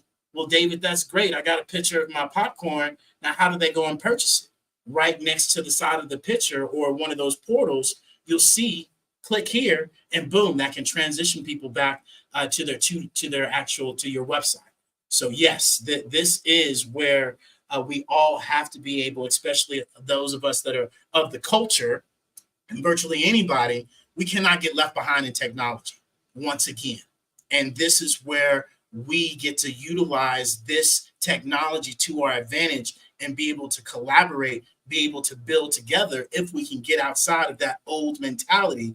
You do you, I'ma do me. Now, just imagine how many other companies also, Terrell, that you could be able to say, hey, you can put a marketing spot in my world, and showcase your business, a popcorn or a soda, whatever other businesses that you've affiliated with. Now everybody can come together and build this out. Yeah, that's a pretty dope space, man. I was looking at it and I was just kind of wandering around. You saw me running around trying to understand the controls, but I learned how to walk before I left out of there. I like that, bro. And it is next level. And this Hello Plaza, is that your real estate? Yes, this is a platform that we've built out as we share with people. Hey, you can go in the world and you can use some of their free templates, but you're not going to get nowhere near the customization that we have here. And if you jump back in, you can actually hit one of these bulbs, and this is where we have our Hello Plaza store, a mall, to where you can actually purchase one of our malls, and this will allow you to have your own storefront and a back office to where not only are you getting traffic, but you're getting traffic from some of our other storefront owners as well. Like a traditional mall. Like a traditional mall. We all don't go to the mall just to go to Dillard's. We stopped at, get some, French fries, or maybe it's just me. I get a pretzel. I'm at the food court. Yeah, so get popcorn. So get popcorn. There you go. Right where I'm standing, you'll see this little bump here. I'll move over, and if you're on your phone, you click on this little bulb right here, and it'll say, "Do you want to travel to the mall?" Are you on your laptop or your phone? Look, he already gone. Look at him.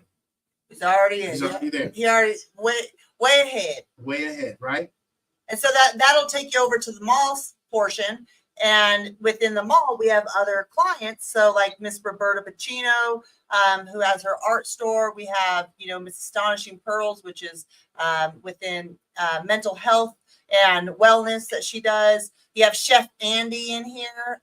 Chef Andy has his Italian pasta sauces.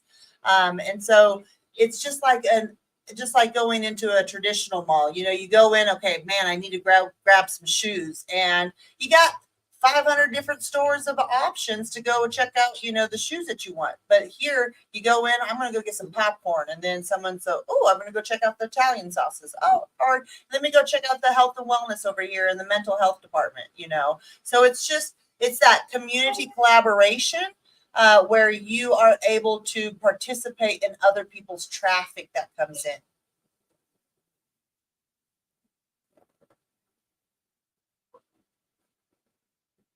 Yeah. That's dope, man. Yeah, that's really cool. I'm sorry for the background noise. I was stuck inside of that trying to get back to this screen.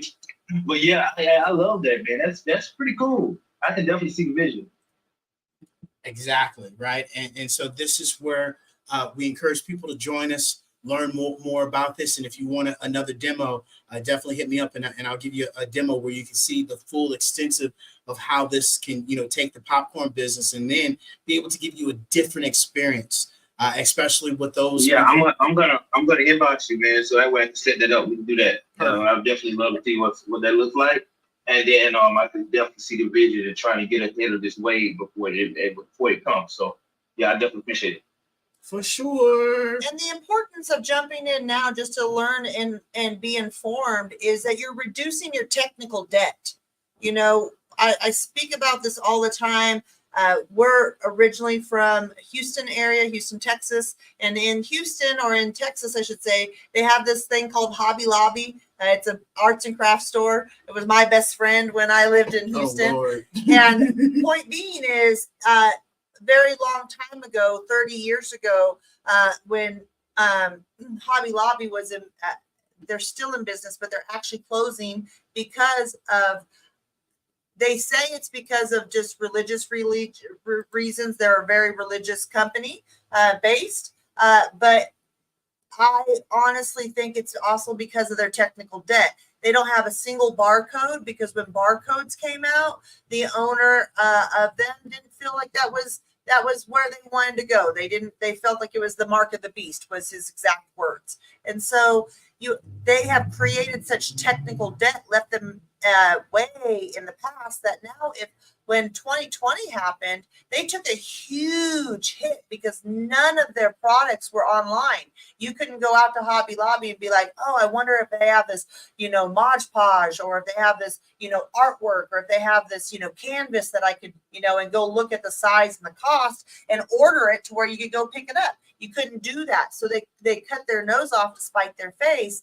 And then they had such huge technical debt that they can't make up. It would cost them everything to just get back into where we are today. So by being in participation of these conversations and listening to these conversations, we hope that our goal is to help brainstorm, help vision cast, and show you guys how you can transform and change your business and the experience for your customers. Because ultimately, over 80% of clients and customers want a new experience. They're tired of the experience they're getting, or the lack thereof, and they want something. Aren't you tired of shopping on Amazon? Well, but at the end of the day, they're tired of the lack of customer service. Your sister just spoke about it yesterday in the conversation we had.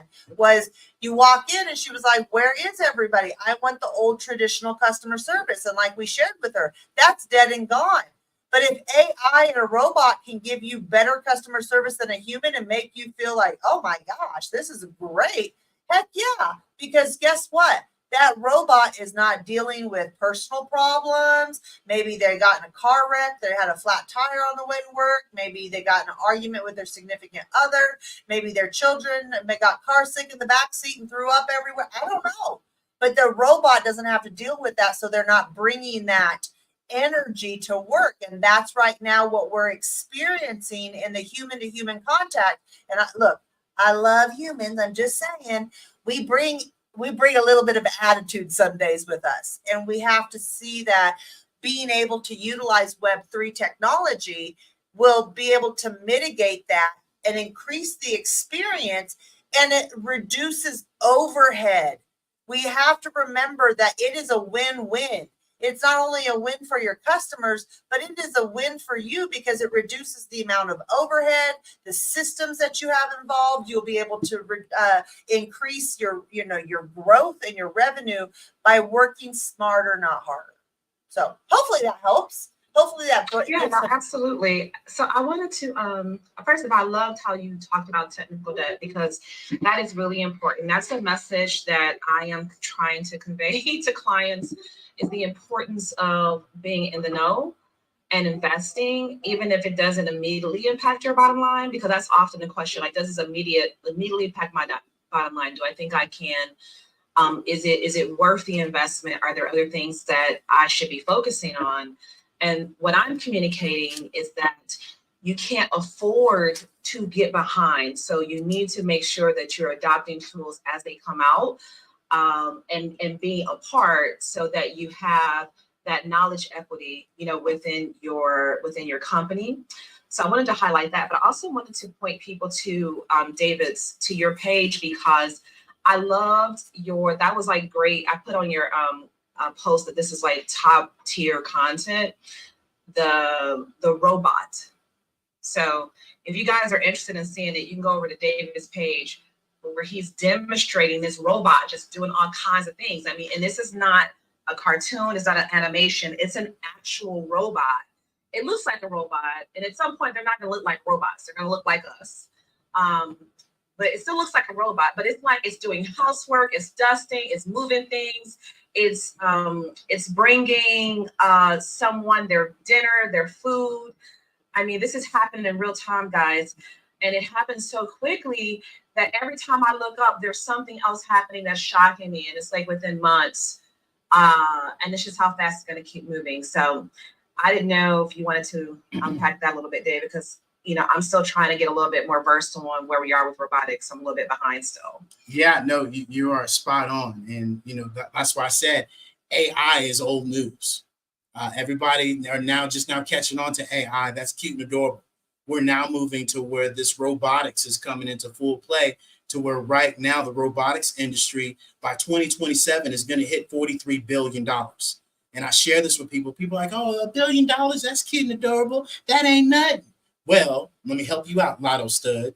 How long does it take you to count to 1 million? Tell you right now, it takes your ass 11 days. How long does it take you to count to 1 billion? Go get your ass a comfortable and a shovel, and I want you to dig for about 32 years. Okay. How long does it take for you to count to a trillion? Right. 32,263 years. So your ass ain't definitely not going to be here. And so that's where we share with people 43 billion times 32. That's a lot compared to in 2016, it was only at 18 billion. And right now there are 3.4 million workers right now that are robots. You might not see them because it's predominantly right now in Asia. And I remind people, we think it, Asia builds it. And so they're already utilizing these AI robots in the farming, in your Mercedes-Benz dealership. They're building a whole entire robotic industry right now. Responsibly at that, not to mention Elon Musk just laid off 14,000 people the other day, hint, hint, because this robotics is taking over. And even right now, you guys are going to be able to, by the end of this year, be able to rent one of these robots where it's going to start doing home chores. So those people that do have an abundance amount of money, they're no longer going to need the, Miss Jose coming over to clean their house. They're now going to have, George the robot cleaning up their houses and doing it a whole lot more effectively. And so this is where I share with us all, you better be prepared, because if you aren't learning and reskilling what you're doing now, and if you're doing something that you did yesterday that your ass is doing again today, you are in trouble. AI was just the beginning. Now you're going to be competing with that robot. Okay. And that's a different story. And I want to add to that is the timeline, like you said, Butterfly, you're like, man, every time I turn around, there's something new or there's something different. Yes. Please, please, please pick up on the fact that that is exactly what's happening, guys. So I'm 40. I'll be 42 this year. I share that because I was born in 82. I had to remember what birth year I was born in.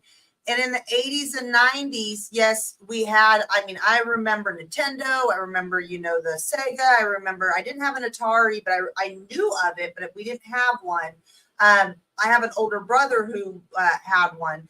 But point being is, where I'm going with this conversation is that when we were younger, it would take a little bit longer for technology to advance. So yes, I have seen as being a 40-year-old here, that the technology advancements of like music, it went from tapes. I remember tapes when I was growing up. I don't really remember records or 8-tracks. It was tapes. And then all of a sudden, next thing we had was these CDs. And then we were burning our own CDs. And then we had these iPods. And now they're on our phone and everything is digitalized. And we don't own any of it. It's just we pay for a monthly service and we just lease the ability to have that in our playlist, right? Because of the monthly payment you make. So my simple point is it's happening faster. I won't go into the woo-woo side of why that is, but is because we have shifted from one, age of a Pisces to age of Aquarius. We're in the age of technology is simply what I'm trying to share. And so you're going to see technology come at us faster. And what I mean by faster, in a year. You're going to hear them talking about something. It's not going to be 5 years down the road. It's not going to be 10 years down the road. It's going to be 6 months to a year down the road, if that. Also, I want to preface this. It is very important for us to understand that when we're talking about the technical debt that we all will incur, and that will simply mean if you have an old iPhone and you're like, I don't want to update my iPhone because I don't want to pay $1,000. By the way, that's not going to be that way very much longer, as I see there's a lawsuit out against that.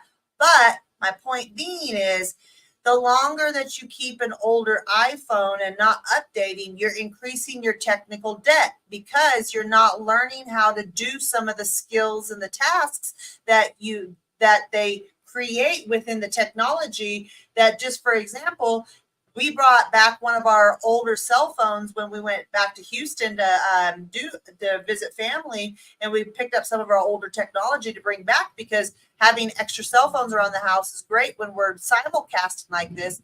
And David was trying to do things on the old iPhone, and he's like, crap, I forgot how to do it because I've already learned the new way. And so that technical, every time there's an update, there's a new technical debt that you could incur if you don't get up to speed and stay current. And so what happens within that is that we get scared because, well, I'm good.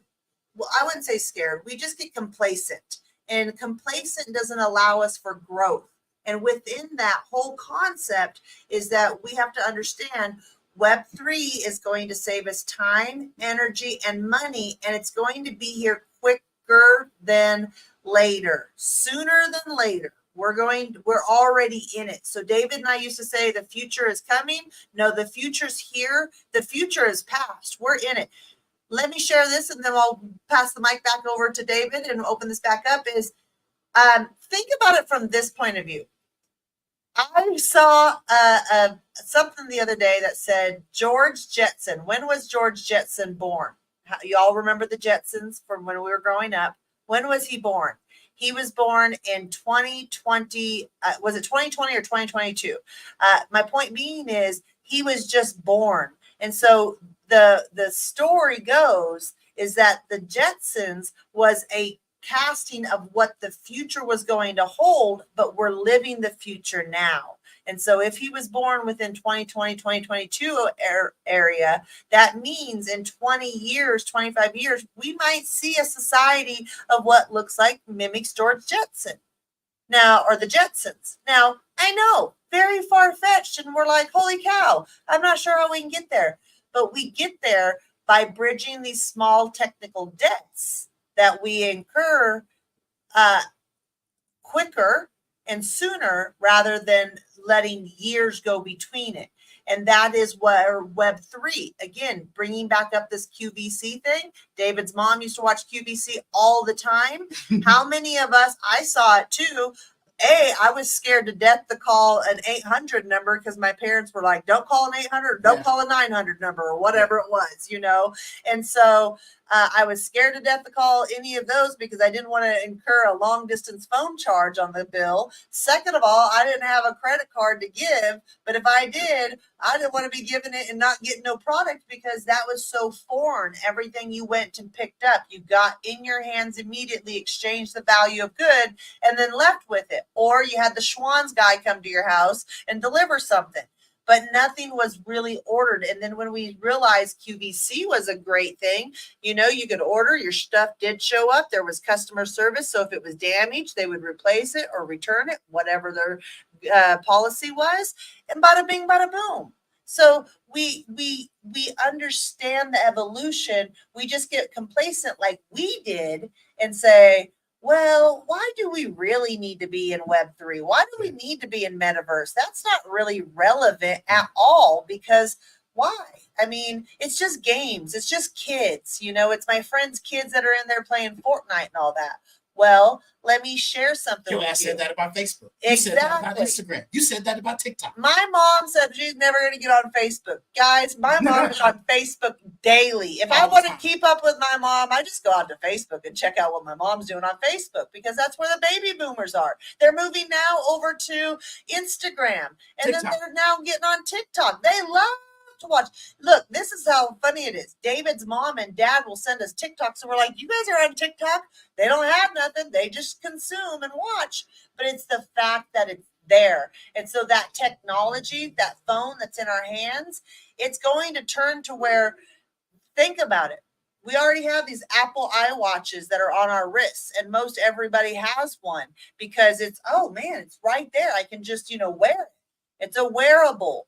Next thing you know, they're going to have to where when you flip your wrist, it pops up with a little hologram screen that you can touch and move things around. Oh, and then it's where's, maybe a set of glasses or a set of contacts that go with it or whatever it is that you, some sort of wearable. It'll get to the point where nothing will be wearable. It'll all be digital because the world we live in and the infrastructure we live in has been updated. The roads, the bridges have been updated to be digital signs that update instantly, like you see now that someone's at the computer at the DOT updating the DOT sign as you're, in traffic and it's telling you the traffic times.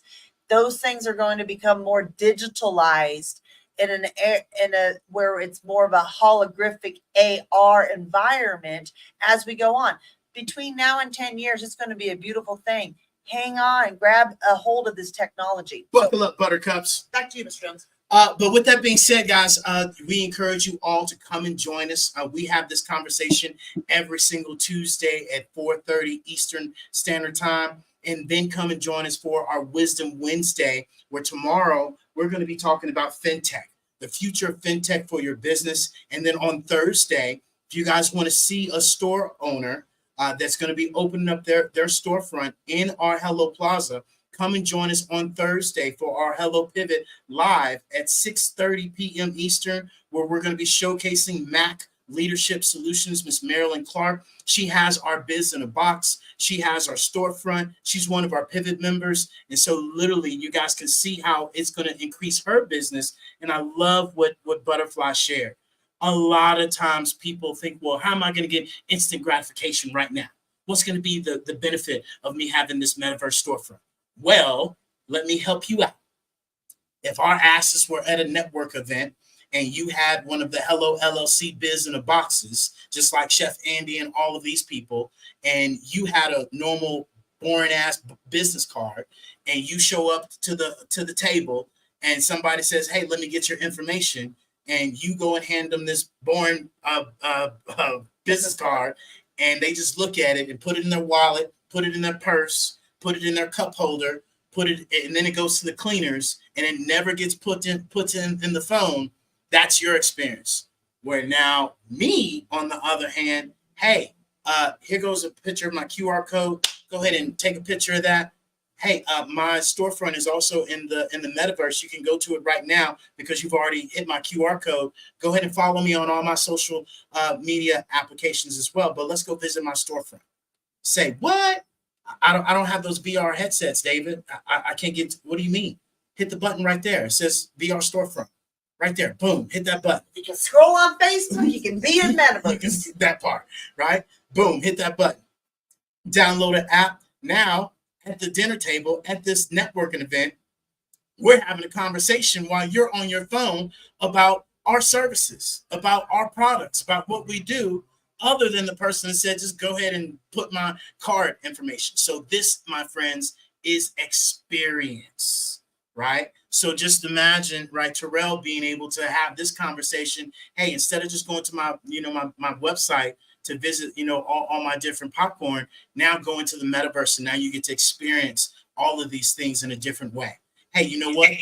If you actually play around in my actual, metaverse world, you'll get to be able to, earn points, and then you can earn these coupons. I also do this webinar in metaverse that I've already pre-recorded, right? It's already done. I got to get on no crusty dusty Zoom, and now you can go through my webinar of all these different things. Guess what? You want to be an affiliate of my popcorn? Come to my metaverse world on Thursday at 5 o'clock, and we're gonna play this video of how you can join my affiliate program. Hello. And so this, my friends, is where we take business to the next level, where people can stop being the janitor in their business and they can be the president in their business. And this is where we share that technical debt, you getting uncomfortable, you getting out of your way. Stop trying to utilize your old mama and daddy strategies where they did this, they did that, and you trying to do the same shit. No, stop, please, now. And it's time to pivot and make the transition into the future and be able to implement these new strategies and systems that Nike, all these other companies that I just shared with you. So don't listen to us. Just as they say, watch other businesses. Just do it to make the pivot, right? Miss Butterfly, Terrell, you guys had anything you want to add? I actually have another question, but if you're trying to wrap up, we're always here for questions. Let's go. Okay. Well, first of all, Terrell, I just had a thought. I was like, oh, that would be super cool. Like, as people, as they have their popcorn, and to be able to do a popcorn social inside of the metaverse, right? Because let's not forget that's going to be a big aspect of the metaverse, is the social experiences that you can have with others. But I wanted to ask David, because I know I've heard this conversation, and I'm going to reach out to Marilyn too, since she is immersed in the experience with you, to see if we can get her on fan base, and maybe she can also talk about her experience. I think that always helps, because there was a young lady at one time I remember who had, she was definitely an advocate. Like, she was very happy that she invested with you early to get inside the metaverse. I can't remember her name. Do you know who I'm talking about? I think she has a health and wellness business, or like she has a fitness business. I believe you might be talking about Miss Tasha, if I'm not mistaken. Yes. Yep. Tasha. Okay, yeah. So what I was going to say, do you think you can help walk people through the process so they can understand, okay, how long does this process take to be able to get a storefront? What are the costs involved, like on the low end to the high end? What kinds of things would they need to have prepared? What is that process like, just to kind of paint that picture before you close out? Yeah, absolutely. So, we have our Hello Plaza storefront where people can join our storefront. It starts out at $697. That's $697. That's a one-time price where we build out all the actual images. We're able to, connect your actual website and do the marketing concept, and also be able to help you strategically plan out how you should have your store laid out. Those people that do have our biz in the boxes, they do get discounts on our storefront. And so, this is where it's about a 4-week process from beginning to end to build out, to be able to collaborate and put this together. And then being able to also have your actual storefront grand opening, which is something that we facilitate also. And so if anybody wants additional information, definitely feel free to reach out to me. I'll give you a demo. And then, sometimes people just want a one-off experience where we also can rent out our Hello Plaza, where, prime example, Miss Crystal Rising, with her book launch, she's like, hey, David, I love this concept. Can I rent out, your actual, Hello Plaza for a day? And she was able to rent it out, and we were able to, put it out for her. So people can, taste it. People can be able to be immersed in it. We have all different options. We just want people to make a pivot and help them understand your website is obsolete, crusty and dusty. People aren't going to be asking what website you have anymore. People are going to be asking what metaverse and what experiences you're bringing to the table for them to interact with your brand, with who you are and what you do. So hopefully that helps you guys out. And like I said, our Biz in a Box explains everything from the rooter to the tutor, where you don't have to talk to us, or you can, book a consultation and we can go further into that conversation also. So hopefully that helped you out. Yeah, thanks, David. This is great. Appreciate it. Yeah. And so with that being said, guys, Terrell, did you have anything you want to ask, brother? I don't know if you came off mute or not. Okay, cool. Oh, go ahead. I'm good, man. I booked the demo with you. So yeah, I'll be asking the questions there, and yeah, we'll go from there, bro. Appreciate you. Perfect. Love it. So with that being said, guys, look, come and join us tomorrow at 4:30. I'm talking about fintech. Yeah, you better buckle up because Tara's going to take you on a ride. Fintech is hand in hand with metaverse. Yeah. It is what ultimately in 10 years you will 10. be. It's going to be less than that, but when when the bell curve of everybody's in, and it's like Amazon is today, it'll be 5 to 10 years from today, and it'll be the fact. I mean, it's already happening now. Yeah.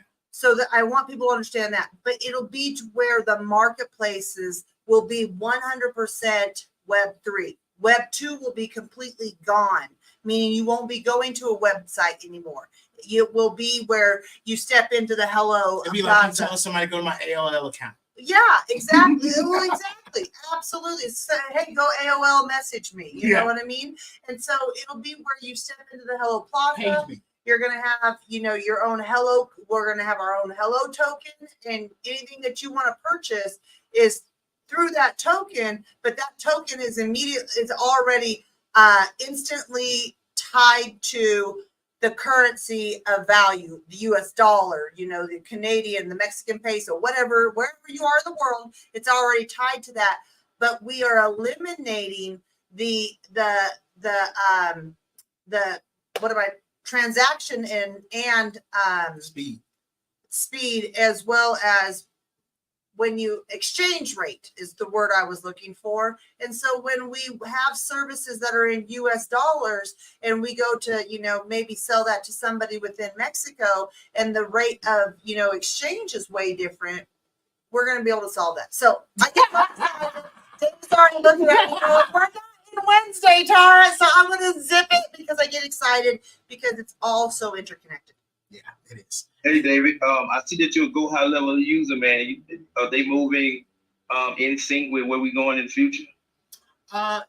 We've partnered with them. We've introduced them to our metaverse, and this is even more so, especially with our CRM systems. There's companies out right now that are, being able to integrate into metaverse to where we can tell what buttons are pressed, where people walk, and things of that sort. So like we say, this is just the beginning of where our CRM system goes, to where literally you're going to be able to say, hey, this person walked over here, this person viewed this person went there. So yeah, we love High Level. I'm an active user, bro. I've been using them for almost 5 years since they've been open, man. So yeah, I'm excited, bro. I appreciate you. I'll see you on the demo. Yeah, it's just, and that's the thing, is that right now we're in the step between Web 2 and Web 3. So these Web 2 companies like High Level, anything, Zoom, all of these companies, they're making the pivot, but they have to make the transition baby steps because people don't like change. Look, y'all, talking to my brother yesterday, he was sharing with me, my brother is a daredevil. I swear to God, he was Evel Knievel in the last life or something. He was telling me that he wants to, ride his not his jet ski, I'm sorry, his snowmobile across the river, our hometown river again. Now, yes, a snowmobile across a river. That's not what a snowmobile is made to do. This is just what he likes to do. And in the conversation of it is that he does change really well because that's his personality type. That's why I shared, that's why I was sharing that story. Me, on the other hand, I don't like adventure like that anymore. I've had my fill of it being raised, and in the same household as a kid. So my point being is change, for me, change goes really easily because of being around a personality type like that, someone who accepts it. But when society as a whole doesn't accept change well, and so it doesn't come to us naturally. So if all of a sudden Web 2 fell apart and all websites went away and everything was just in a virtual world, people would be chaotic. It would be it would be crazy because all of a sudden their life has been interrupted. So we are seeing, to add on to what you're saying, Terrell, we're seeing these Web 2 applications that are taking baby steps to mitigate and shorten the gap between Web 3 in order to make sure that the change is so small that people are not abrasive towards it and reject it. And they're not like Evil Knievel, like Ripping off my the brother, Band-Aid. who's like, yeah, let's go, you know? So it's the point of, yeah, technical debt and small little itty bitty doses. So with that being said, guys, we appreciate you all joining us today.